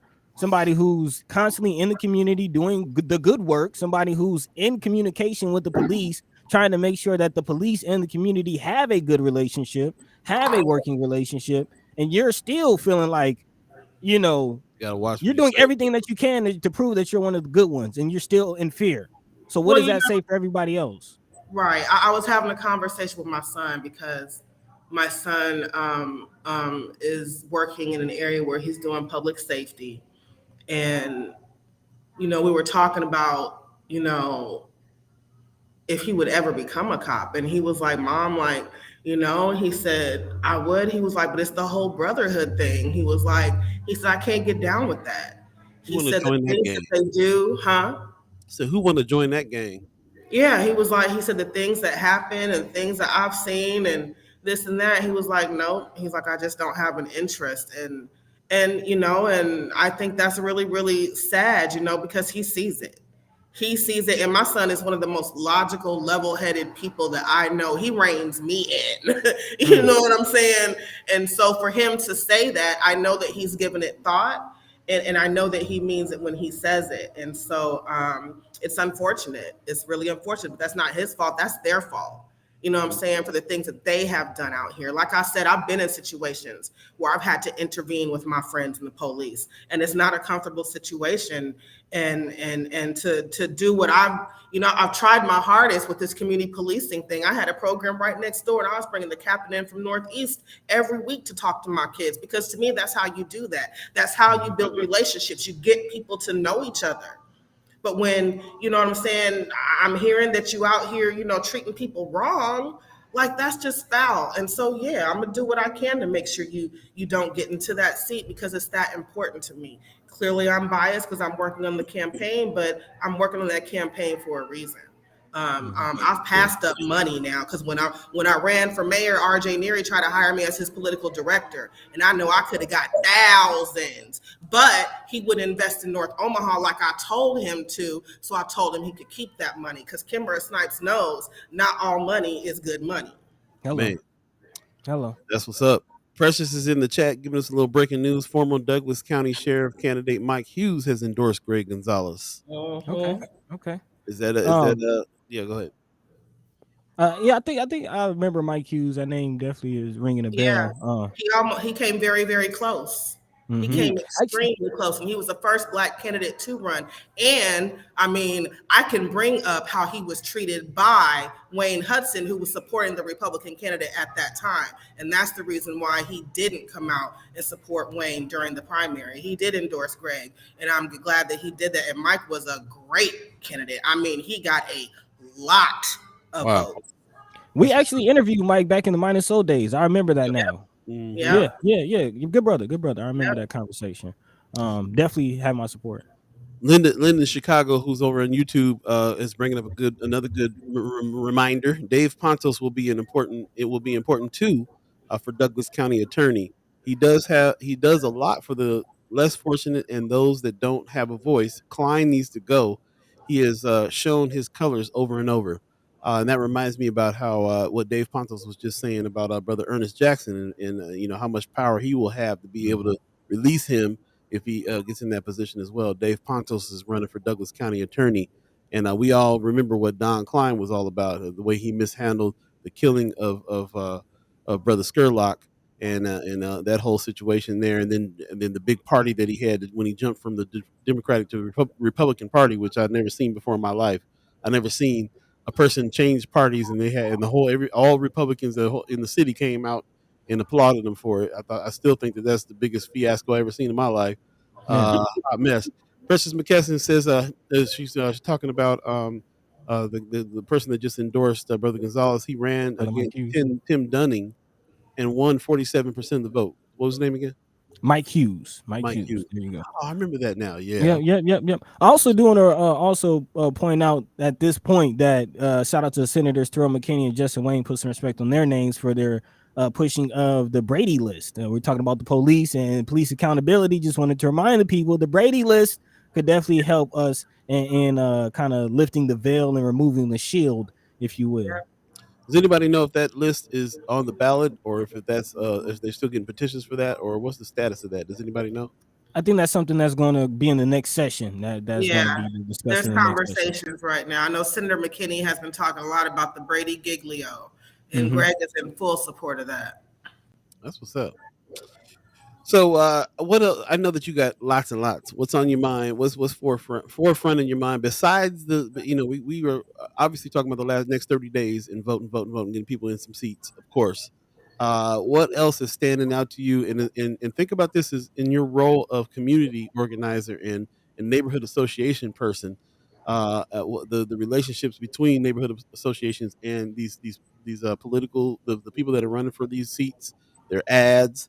Are you getting a sense of people that are going to go vote? Does it seem likely that everybody who you talk to is fired up? What's your take?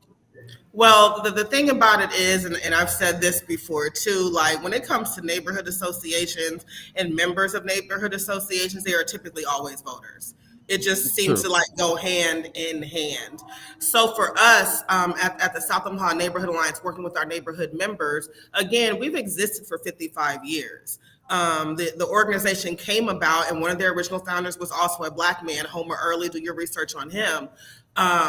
It came about because of issues that happened. we've had COVID that has occurred, social justice protesting, which has kind of elevated the willingness of people to kind of become more equity LASIK, as I call it. And so with the South Omaha Neighborhood Alliance, I've mentioned this, we did a strategic plan and really tying in civic health to that. And when I talk about civic health, I mean the civic piece of it, the political piece of it, and the social piece of it. And neighborhood associations bring all of that together. So we're really just focusing on that. And it's almost kind of a starting from scratch sort of thing. I keep bringing up the Why Vote tool because the plan is when it starts to get warmer outside and we require more volunteers, we're going to have to really deep canvass our neighborhoods. We have to go door to door to door, not as elected officials, not as people running for office. I'm talking about real neighborhood people going door to door and talking to people, asking them questions. And through this conversation, you're building trust with people, but you're also getting information that you're keeping, right? And so when you gather this information, you have it, you're ready, and also have things for them to do. I think the main focus as far as things to do are the spring cleanup and National Night Out. Those are two really, really great events that bring people together. So this is our plan, right? So using these to bring people together and then connecting with the elementary schools. When you look at neighborhood associations, for instance, my neighborhood association I belong to over by Southside Terrace, that's Highland South, Indian Hill. You have Highland Elementary, you have Indian Hill Elementary. So to me, there's a natural connection that should be happening. And once you make the connection between the neighborhood associations and the schools, then you have people who are coming together. The kids are involved. They see this, and to me, it kind of just trickles up, not trickles down, but trickles up. So that's what we're working on. When I talk about that Why Vote tool, I also suggest people go and really look that up. I really just want people to get interested in neighborhood associations, come to a neighborhood alliance meeting. We just had our meeting, and I'm excited because Abby Kretz came and she talked about the Documenters program. And so one of the things that we're wrapping our heads around is how can we partner with her. One way, of course, is getting people interested in seeing if they want to be a documenter, but also how do we take that information that the documenters are gathering and bring it back to the Neighborhood Alliance without removing the need to have our elected officials there, because our elected officials, again, are supposed to be coming and bringing us information. So really it's about intentional partnership, really being strategic with that. And again, just kind of starting from scratch with us. I think our elected officials are going to be coming to these neighborhood association meetings to get the information that the documenters they're going to go and get all. That's where they're going to get their stuff. Precious in the chat is talking about North Omaha Neighborhood Association will be launching a program focusing on canvassing neighborhoods in the spring in collaboration with others. So that's good news too. Starts with the associations, man, for real. Yeah. I actually kind of like. I'm sorry. I'm just gonna say I like what you were saying as far as the starting with the youth and starting with the elementary schools. Yeah. That's where my mind is going, especially you look at the situation with Ben Sasse and the students. The students informing themselves, taking it upon themselves to protest and have their voices be heard. With the things that have been going on in the last several years, think back to the students' impact that they had on Trump's Tulsa rally. That was a youth-led thing, and I'm thinking, we talk about how Republicans kind of keep their pipeline open and engaging their youth, and by the time they get to college, they're already ready to run for positions, be an intern, and those things. Right. We should definitely be starting that, engaging youth in elementary school up, and by the time they're in high school, they should already be preparing to vote and be civically engaged and volunteering, taking internships and those things. And that's how we start early, because by the time I'm an adult, I'm just living. I'm already been living. I'm not thinking about voting. I've gotten this far without it. I'm good. And here I am. So one, that's really succession planning, right? Right. And I just haven't seen enough of that. So my thought is, everything that you said. And in addition to that, these kids are seeing their parents involved in neighborhood associations. And so maybe not every kid gets involved, but if we're talking numbers, a certain percentage will. So right now we're also keeping neighborhood associations going. And through that, we also had our last meeting. Chris Carruthers and Brian Cruz, our Douglas County Election Commissioner and Deputy Commissioner, come and talk about the upcoming race, update people on polling places and things like that. So through this, you're getting this regular information, and yes, you are making it cultural for them. Again, like me, even when I was down and out, like when I was fresh out the hospital, it drove me crazy, not being able to go vote, because I have been seeing this and doing this since I was a child. So absolutely, it's bigger than even just connecting an elementary school to a neighborhood association. It's everything that comes from that and the long-term effects it'll have. It's not just about the election coming up in November for me. I have an organizer right now I'm training, Jackie Prados, who's amazing. She's organizing with the League of Women Voters. And what we've done is, we've identified precincts of low voter turnout. And so, Jackie, okay, so this precinct here, let's get you connected with the neighborhood association president. Tell them what you're doing in their neighborhood. As you're going and canvassing and knocking on those doors, what information can you also gather that you can share with them, right? And now we're introducing them to the neighborhood association as well. That's what's up. I'm thinking back to an event or an experience that I had when I was a child, I think 4th, 5th, 6th grade. And it was basically like you go to this place. It was like almost like a children's museum, but it was more set up like a city. And we went through civic engagement as a child. And like you could be a police officer, you can be a firefighter, you can work at a grocery store, you could be a mayor person. And for this day, you act out these positions and act out the powers, and we all acting and engage together as a child. This is, again, a children's museum type setting, but they're engaging civically. I think Nona and Sona should come together in partnership with the schools to put something like that together for the students. So it's cultural. You called it. It's cultural. So we have to ask, what is our culture? If people aren't voting, if we're just accepting powerlessness, what is our culture, and how do we change it? I really love that. Exactly. I really, really, really love that. They used to have like your achievement in the schools, because I remember I used to go teach that. They don't even have like that anymore. You could go in and talk about these things. I remember my son in the 4th grade, the teacher telling me like, your son was the only one who knew who the mayor was. Yeah, our kids should know all this stuff too. They know the words to songs. Why can't they? That's what Mama God said in the chat. She said people know all the gossip was going on with, all these celebrities and all these relationships and love and hip hop and all the songs. Why don't you know what actually affects your life? I was at McDonald's one day when my son was about 8 years old, and Nancy Pelosi was on the TV, and this little old lady was walking by, and my son said as she walked by, "Mom, isn't that Nancy Pelosi?" And that lady looked at me like, what in the world is happening right now? How does he know who that is? Because I talk about it in my house. Like, what's going down in my house. These are the conversations we are having. Yeah. Well, it's definitely on purpose that they try to downplay things and try to hide how it affects your life, how things affect your life. Yeah. And we have to do a serious amount of due diligence in order to reconnect, show people how these people in these chairs, these seats are affecting your life, how policies are affecting your life, and so on and so forth. Can I just say one thing? And I want to stress this to people. You never can just say one thing. Sorry.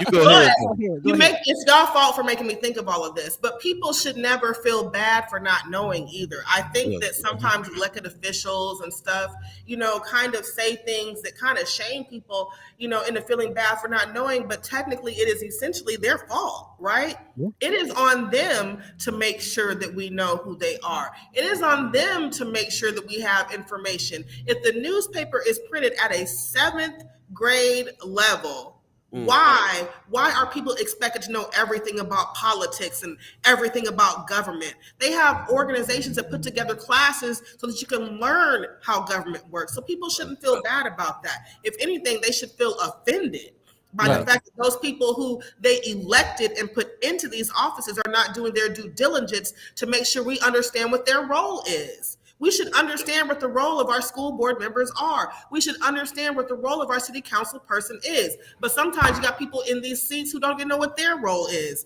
So there you go. Miss Erica Felt in the chat says, we did that at schools in the 70s, but I don't think my own children had that civics lessons. I don't remember ever doing that, ever seeing what you talked about, buddy. She also says, I had clients shocked that the children knew who the president and VP are. That's my job. She takes care of little kids, and little kids got to know. So that's really what's up. Yeah, I love this idea of the culture, making it part of the culture. We as Black folks especially create culture all the time. Yeah. Yeah. Elements, and we break down elements of culture all the time. We build on elements of culture all the time. I remember I'm the exact same age as hip hop. I always say that with pride, and I say when hip hop started, there was 4 elements. There was turntablism, rapping, there was dancing, there was the graffiti writing. As time went on, KRS-One, especially the teacher, added more elements. Entrepreneurship is now part of hip hop, so on and so forth. You know what else could be an element of hip hop? It could be learning about who's the powers that be, who's in charge, how they affect your life. I mean, it is. Learn it, right. The Diddy Get Out and Vote campaign. Come on now. True that. It started in the 90s. Diddy Get Out and Vote. My president is black. My Lambo's blue. There you go. I love that 5 elements. That 5 elements Miss Erica Phelps talking about. We got to have Brother Ali on to speak on that for sure. Mama God says, buddy, what that Mock City in Charlotte schools? Was that Mock City? Yes, okay. that experience that I explained was Mock City in Charlotte. But even in Omaha, I was a part of an organization called Future Probe that was housed at UNO, where they took students from OPS and other schools, and we all competed in problem-solving expeditions. So we were given a problem, and as groups and you had groups and individuals, and as either group or individual, you had to come up with a way to solve that problem. Maybe that's why I am the way I am, because I did those types of things. But that shouldn't just be me. Right. That should be everybody. Right. Was that in high school? That was I was going to Belvedere Elementary School. That was like the 3rd grade, 5th at the most. Well, I'm thinking about what you said about Nona and Sona, because OPS also has, I'm trying to remember the name of the subcommittee. I think it's called Americanism Subcommittee or something. And so maybe it's worth like having a conversation with them to see about something to get going. But even, OPS and the schools are very much, the schools are very much principal led. So maybe it's even a conversation with the principal of the local school. I mean, we have schools that are polling places, right? Mm-hmm. Why couldn't you set up like a fake sort of polling place around election time, let the kids go and cast a little fake ballot and things like that? I thought about that with Southside Terrace kids before, something like just there, but I'd never thought about it like at a school. So you got the wheels kind of turning right now. So yeah, we need that. We need that Mock City. We need that Mock City all over the place, man. That's dope. That's super. Yeah, man. And Omar Valentine saying in South Carolina he had to recite the hierarchy of elected officials. That's fine, but I'm talking experience, like actually doing the thing and being in it, not just reciting and having a lesson and reading. Doing the thing that sticks with you. I mean, they don't even do that. They don't even know the names now. So. Let's move on here. It's 8:47 right now. If you believe in the concept of time, Linda in Chicago was giving us a good reminder as well. We need to vote no for voter ID. No one should have to pay for a vote. That's what it comes down to for people that don't have a driver's license or state ID. They have to pay for one. It's like $30 or something like that. And it's and no, you should not have to pay any money to go vote for sure. Also vote yes on the minimum wage increase. Vote yes, and I say yes with the caveat it needs to be more than 15, but yes. So so there you go on that. Also, Brother Valentine said, till this day, still remember laughing every time we recited that our governor's name was Dick. Okay. Hey man, whatever sticks in a young man's mind, that's all I'm saying. We're gonna get out of here because we got to get to the Habs here pretty soon. But before we let you go, Miss Snipes, what's good in the hood? I'm going to just keep on saying it. Please, please, please, please, please see if we have a neighborhood association. You go to the City of Omaha's website and find out. And I also read someone in the chat earlier talking about a voting plan. If you want to get connected to resources on how to create a voting plan, send me an email and I'll get you connected at Kimara at nebraskatable.org. That's all one word. Again, what's good is always just neighborhood associations. So again, go to the City of Omaha website, find out if you have one. If you do not have one, I will help you get connected so that you can get one started. That's what's up. Appreciate you very much for joining us and making your trek down there. We're going to have to talk about what's going to happen when it starts getting cold, because I don't want you to have to go down to the headquarters every week when the snow starts coming and all that. Unless you down to do it. I'm just saying. Yeah. I don't put nobody through it. I'm from California. I don't like that cold. I'm used to this. Is that right? Okay. Yeah. All right, we're gonna let you go. You have a good one. We appreciate you. We'll see you back next week, and keep up the good fight. Keep up the good work. Bye, everyone. Right on. Peace, peace, peace. Let's take a quick break. We'll come back and jump into the haps. Well, first we'll do a little lightning round, then jump into the haps. Stay tuned. We'll be right back. You're listening to First Sky Omaha Radio. First Sky Omaha in the morning. Oh, what happened? Lost you? Hello. In the morning. Is this thing on? Good old Mike. Stay tuned, yo.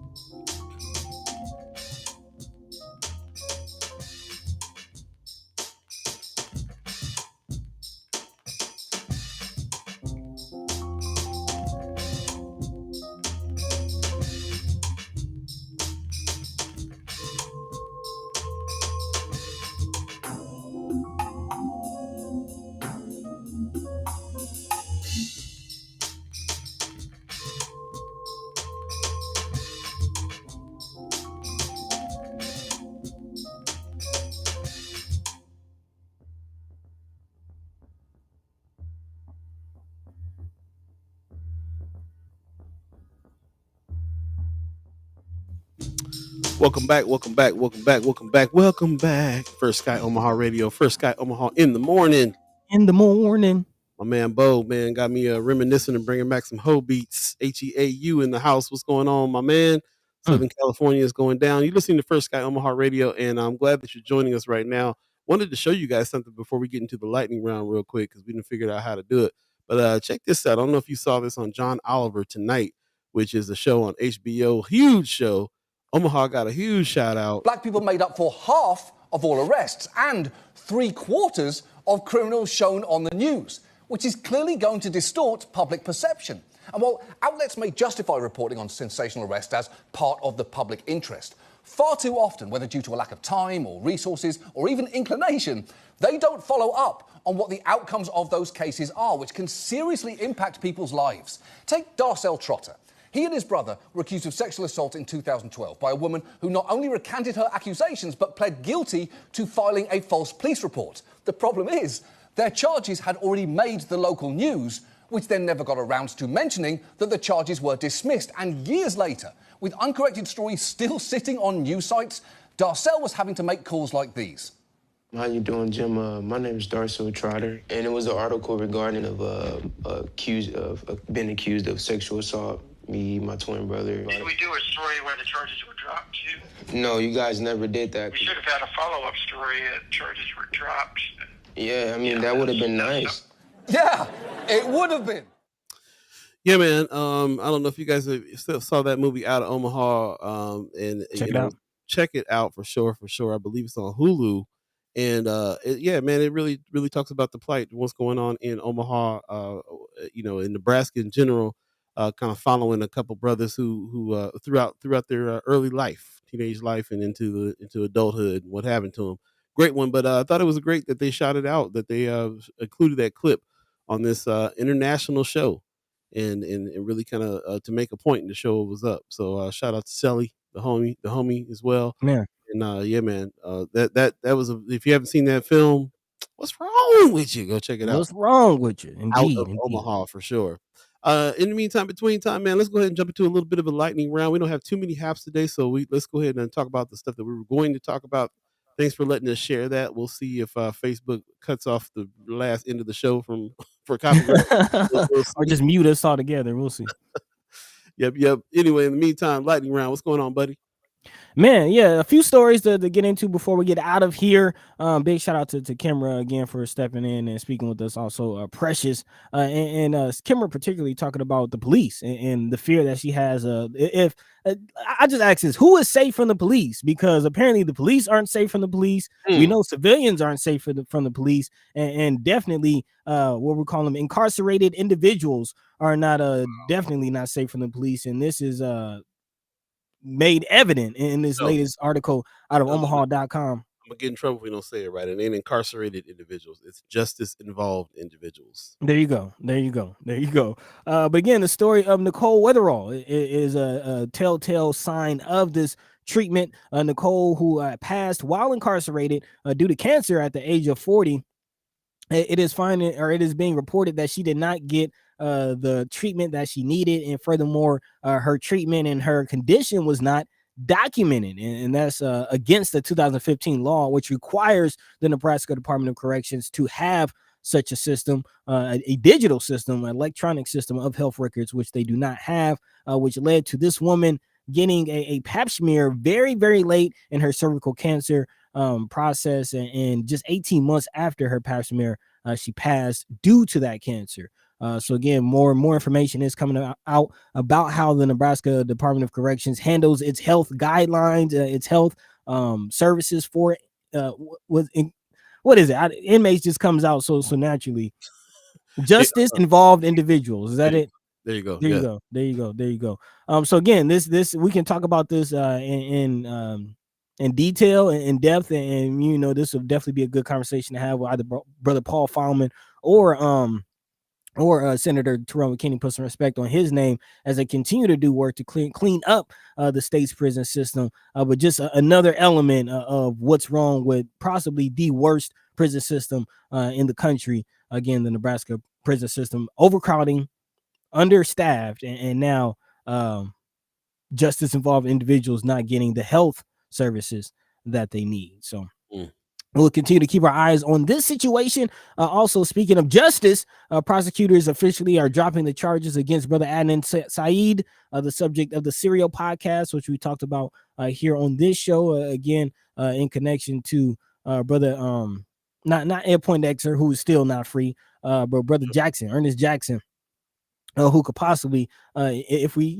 give the Syed experience or the Syed treatment to his case, could possibly get enough attention to receive the justice that Brother Syed just received. But again, this announcement was recently made, and the charges have been dropped just yesterday. Charges were officially dropped, and Brother Syed is expected to walk very soon. So good news. After decades of being right. We didn't do right. Also in other news, President Biden is continuing to make headlines. This time he's calling for the resignation of LA City Council members over a few remarks that they made, calling the remarks unacceptable and appalling. That's according to House Secretary Karine Jean-Pierre, who described the crude and disparaging racist remarks that surfaced this week in a recording of 3 city council members in LA. Apparently Councilwoman Neri Martinez announced that she intends to take a leave of absence, but stopped short of submitting her resignation after she made some derogatory remarks describing a son who is black of another council member as a little monkey. Among other things, bro. You should hear them. Yeah. And also stating that he needed to be beat down. Yeah. And again, LA, the location of Rodney King, not the type of comments you want to be making. It's bad luck. Definitely bad luck. But finally, also making headlines, still continuing with Biden's executive action to call for the pardon of several thousand inmates or justice-involved individuals who are serving time for simple possession of marijuana. Again, when the news broke, a lot of people felt like that was a sweeping thing that was just going to take place across the country. But there are elements of that we should kind of pause, or cause for pause, definitely when you take in consideration that not many people are serving time in federal prisons specifically for marijuana possession. Most of those justice involved individuals are on the state and county level, which again requires the governors of the several states to also follow suit of Biden, which we know is a challenge in itself. So we'll continue to look at that, especially when you look at the racial aspect of the war on drugs and the disproportionate number of quote unquote black and brown brothers and sisters who are serving time again for simple possession. So we'll definitely continue to keep our eyes on that conversation and see how that pans out, and if the Republicans get the stay that they're calling for. And then last but not least, the large rail union situation. Again, Biden announced that that they had reached a tentative and possible deal to again save the rail unions and to come up with a new contract to stave off a strike. But apparently the rail union rejected that deal, rejected that contract, and they're back to the negotiating table, renewing the possibility of a strike and possibly halting and impacting our transit. What is the word? Not transit, but logistics. I guess that's not the word I'm looking for, but our logistics. Well, yeah, the shipping line system is. I mean, it affects the whole country. This is what we were scared of and talking about before, having to go stock up on items and staples and stuff like that. If they go to strike, then we'll be in real trouble with our supply chain in this country. So it's back to that. They've tossed this out. They say we don't want just money; we want better working conditions. Man. And until we're not going to stop until we get that. So there might be another strike coming. So you might need to go back and get that toilet paper and then beans and things that you was going to get in the first place. 50-pound bag of rice. There you go. And we'll also talk a little bit more on Friday about what is going on with the debt relief that's happening. There's some stuff. Yes. There's some updates on that about what it is you need to do, how you qualify. They're getting real simple in being able to try to relay all that information. So, well, first of all, it's in Friends of Sky Omaha. Thanks to Marianne Williams. We appreciate that. Here's what you need to know about the application for student debt relief. And go check that out there. And we'll talk a little bit more about that Friday as well. We leaving anything out before we get on out of here, man? No, that's all the stories for us today. So again, appreciate everyone for their patience. Again, big shout out to Precious McKesson and Kimara Snipes for joining us this morning, letting us know what's good in their respective areas. But yeah, that does it for today's show. Unless we got some haps, we got anything going on this weekend or this week before the weekend? Yeah, we definitely need to talk about this one here. That's happening tomorrow. It is that second congressional debate between Bacon and Tony Vargas. It's going to be on WOWT Channel 6 and held at the Omaha Press Club. Definitely check this out. This is something that we're going to talk about Friday when it goes down. So this is happening tomorrow, the 13th at 11:30 a.m. If you can check it out, we would love to hear your comments on it on Friday's show. So definitely check that out for sure. And also, give us some. If you guys went to this town hall meeting, this was yesterday. If you went to the town hall meeting, we'd love for you to put your experience in Friends of Sky Omaha, or we can talk about it Friday as well. We'd like to see what happened there at the Fabric Lab, and just hear a little bit about that. And then also, Vincent Theater is holding the Red Velvet Curtain open mic this week, Thursday on the 20th. Get your poetry ready and come on down and get down. Michelle Troxler is going to be there doing her thing, and Sadiqa Poindexter. And a lot of other great poets. I think Tracy Schatt's going to be there. So it's going down. Business Theater, Red Velvet Curtain open mic happens every third Thursday. This time happens to land on October 20th. So definitely check it out. And we will see you down there. It's a free show. And I do believe that we're going to have some food this time around as well, too. So come on down. I think we're going to start a little earlier, 7 o'clock, and come down and get some vittles and hear some great spoken word in the African tradition. And if you got music, you can bring that too. If you're a rapper, you can do that too. It's an open mic, so bring your stuff down and come check us out. And that's about it. That's all we got right now. If you guys were up last night looking at that storm, Mike Mackey captured that. That's what happened to us last night. That's what was shaking everybody's house and throwing hail down everywhere. So be safe. Check on your loved ones. Make sure their electricity is on this morning and all that good stuff. And be safe out there, y'all. And the global warming is real, and and weather changes happen all the time. It's going down. With that said, 9:02, Buddy, you got some words for the peoples? Again, big thank you to the dynamic duo, the ladies of the day, Sister Snipes and McKesson, for put some respect on their names for joining us. Definitely appreciate the information and the energy that you always bring every Wednesday. And of course, big shout out to all the chat chimers, the ghost listeners, first time listeners, last time listeners, everyone who enjoyed this or just experienced this conversation with us today. We definitely appreciate you for joining us. And again, let your mind be free, let your voice be heard. Don't let the conversation stop here. Continue the conversation, carry the energy on to the highways and byways, to your family, friends, and co-workers, whoever you might engage. Again, continue that conversation, because as we see, information rules the nation and conversation gets us to where we're trying to go, man. So appreciate everybody. Until next time, Paul B. Yo. Take it away. Right on. Von Chapman is asking a very important question that maybe we can talk about on Friday as well. Has the Nebraska ACLU, along with the Nebraska NAACP, become a conservative group? Woo! The allegations in that question. We'll talk about it Friday. Pop says, tremendous show once again. Thanks for the light. Love to you and the fam. See you all on Friday. Thanks, Pops. I appreciate it. I do consider what we do light work, and we can't do it without y'all. So really, really appreciate that. Karen Jack says, great show. Thanks. You're welcome. Thank you. Jillian Post says, thanks for all the great convo. Can't have a combo with just us. So it's got to be with y'all too. We really appreciate you guys chiming in the chat. Leia Keiser says, thanks, gentlemen. Appreciate all the awesome guests you bring on. Thank you very much. Appreciate it. We do too, man. These people we right. Wouldn't be the same without. That's right. Miss Erica Fell says, thanks for giving quality listening in the car with my son. Great show. Drink water and be good to yourselves. Thank you for that. And thank you for reminding people that they can, put this on your phone, take it in the car. If you got a Bluetooth situation in there, you can listen to us just like the radio. Take us with you everywhere you go. And if you miss parts of the show, you can always go back to where we broadcast, Facebook, YouTube, Twitter, and watch the show in its entirety. And be sure to check out the chats, because the chat chimers are the most important part of this conversation. So go and check out the chats, get all that good information. Appreciate you. And we appreciate everybody who does that. Brother Valentine says, stay safe, fam. Continue to hold yourself and each other accountable. For sure.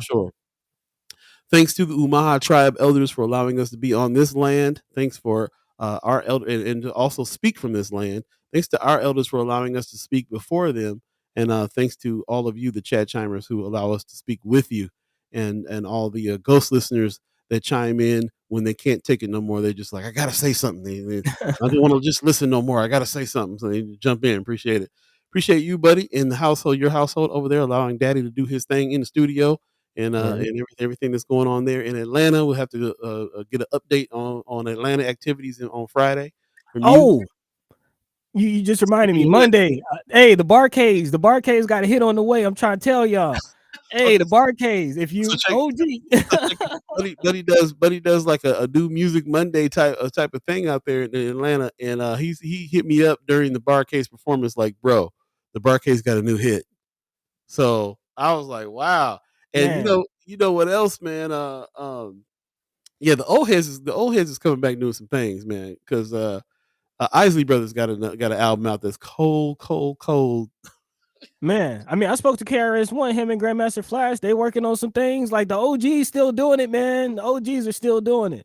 There's a need for good music still. Definitely go to firstsky.omaha.com, hit the listen button, and you'll be able to hear a lot of this stuff that we're talking about all the time musically. So check it out. We'll get out of here. Thanks for joining us. Again, everybody who is a reoccurring member of the channel as well, that helps us keep this going. Really, really appreciate everybody who does that. If you are so inclined, go to firstsky.omaha.com, hit the donate button, become a reoccurring member, $10, $25, or $50, and let us, help us to keep this conversation rolling. Really need your help on all of that. We want to grow our membership. Tell a friend to jump in on the membership as well. Give them the link. Like you said, all you got to do is go to firstsky.omaha.com, hit the donate button. It'll be all right there for you. So thank you very much for that. We will see you Friday. Please take care of yourselves and check on your loved ones after that storm.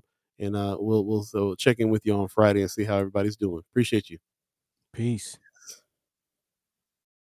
By the way, Vanguard.